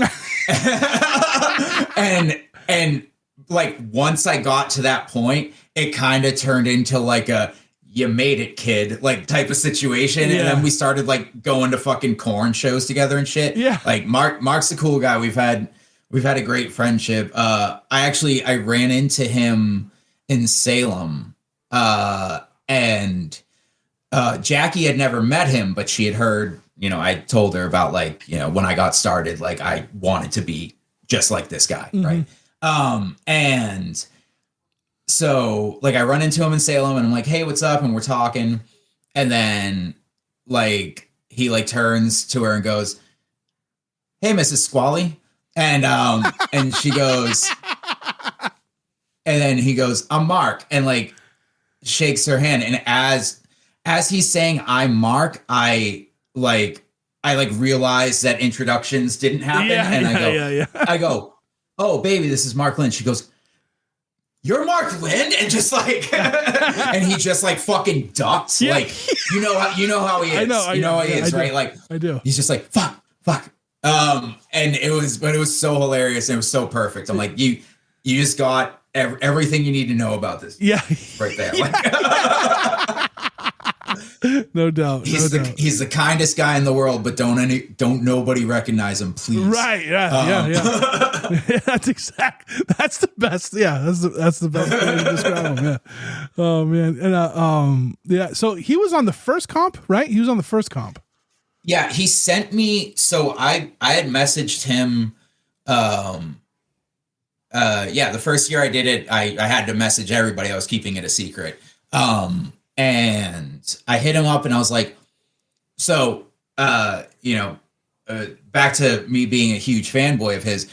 When I got into him, MySpace was a thing, and he was uploading demos to MySpace like every fucking day. He was going through some shit. So he was just writing songs like crazy. Yeah. And he was uploading demos. And back then you could download songs off of MySpace player. Like there was a download button. So every time he uploaded one, I like downloaded. I've had it on MP3 players for forever until my last one died. But I had like all these fucking all these demos he did, and at one point he did a Christmas version of the song Celebrate from the War Back Home. And I remembered that. So I messaged him. I was like, hey, do you have that still? Because I don't. And, you know, I'm doing this comp and, you know, he had already like taken a step back from making music at that point. So I wasn't trying to get anything new out of him. I tried to get something new out of him this year, but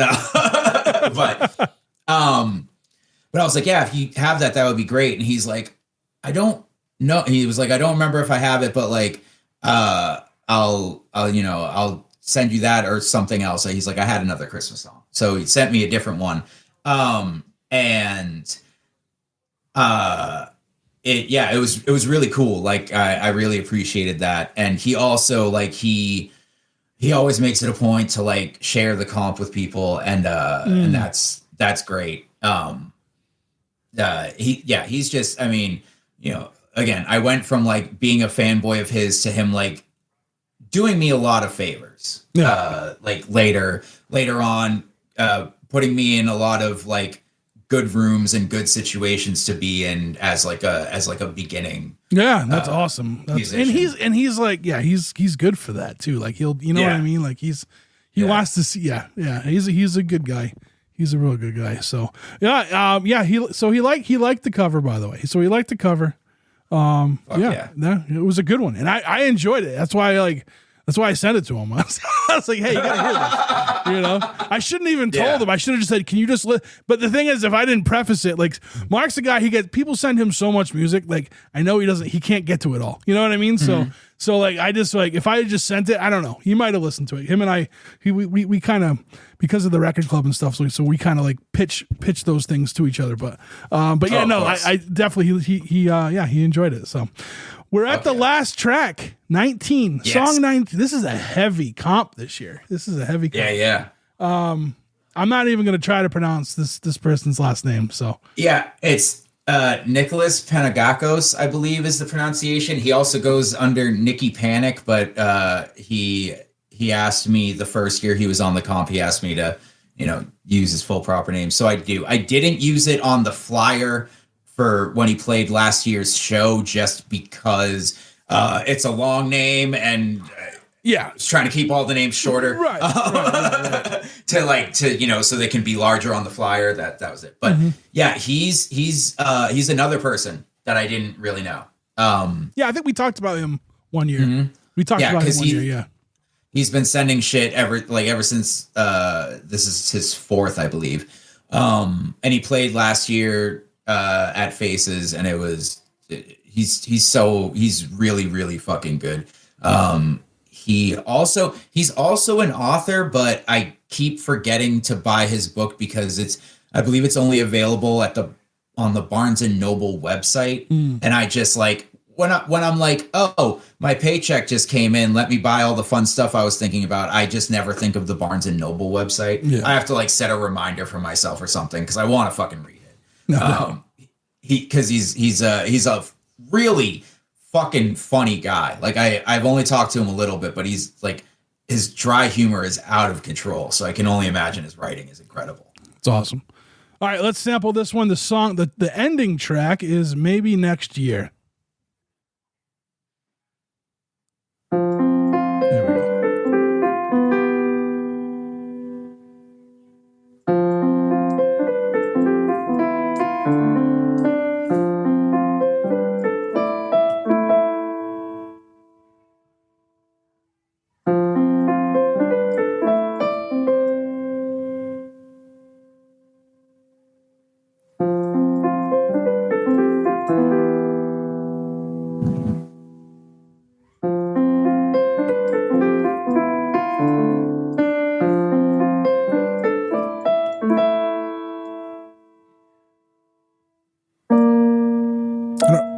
If it kicks in, does it kick in? No, it's just as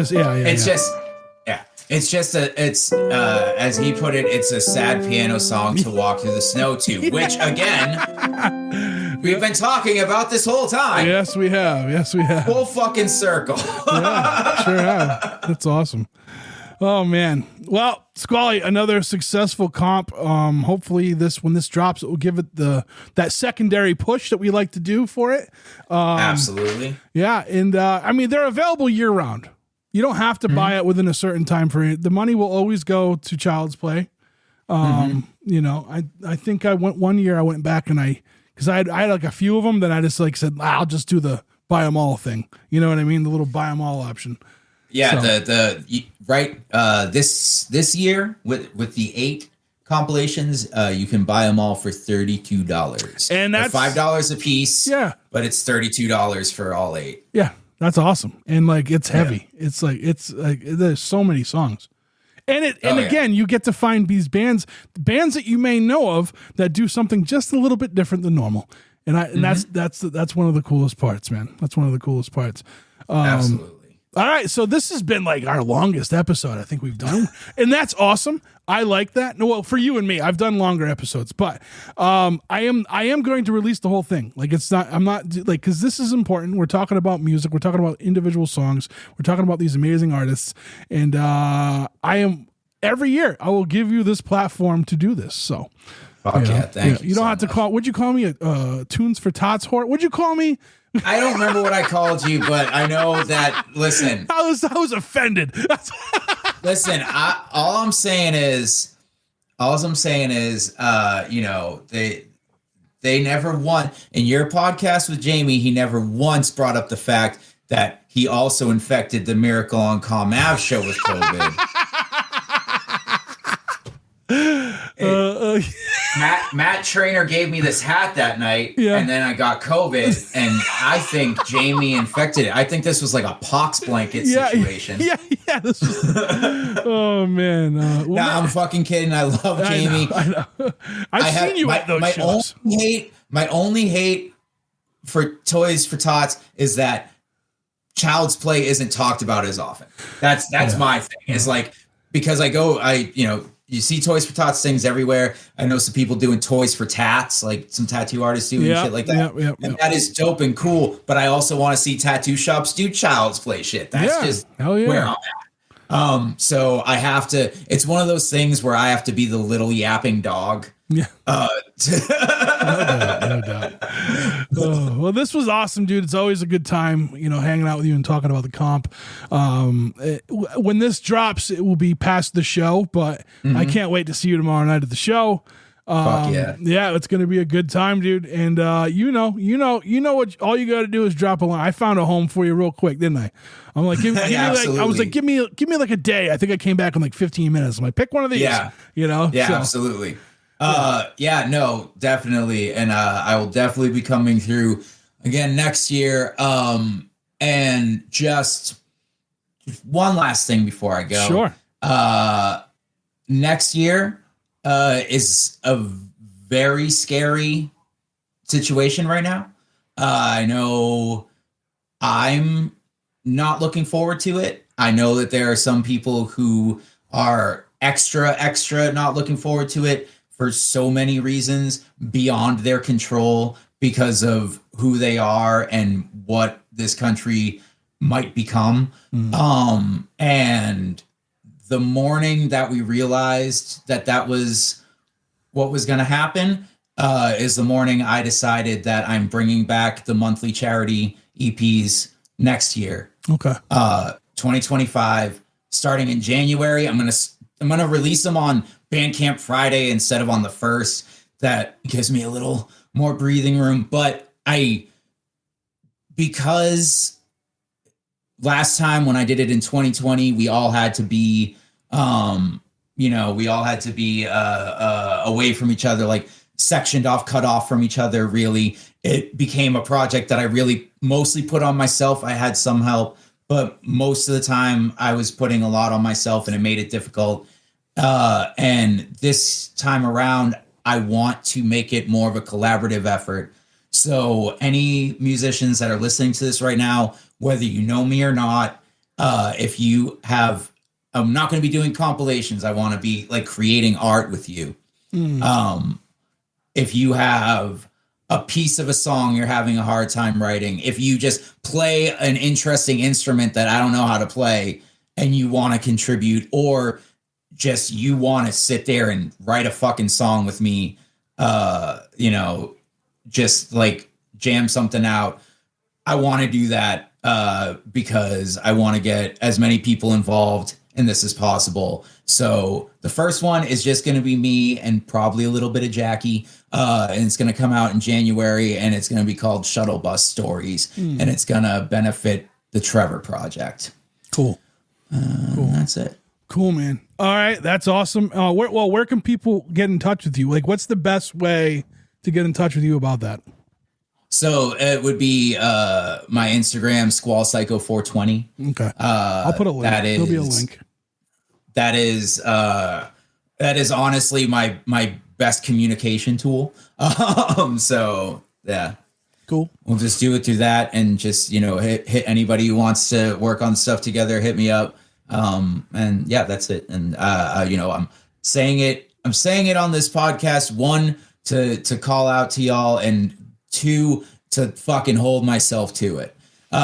So you know, yeah. Next year when we talk about Miracle on Comm, we'll also be able to do a little talk about, you know, what happened for sure throughout that year. It'll have to be a 2-part episode by that point, but oh shit, honestly, yeah. Cool, man. No, that's awesome, and you're a tremendous human being for everything you do. You know, you just, and we've talked about how you make your art, and you're like, yeah, well, we're just gonna raise some money for people, because you know what I mean? So, thank you for coming on here. Thank you for being who you are. And I can't wait to see you and give you a hug. Oh yeah, no, absolutely. I'll fucking see you tomorrow, and it's going to be fucking great. Cool.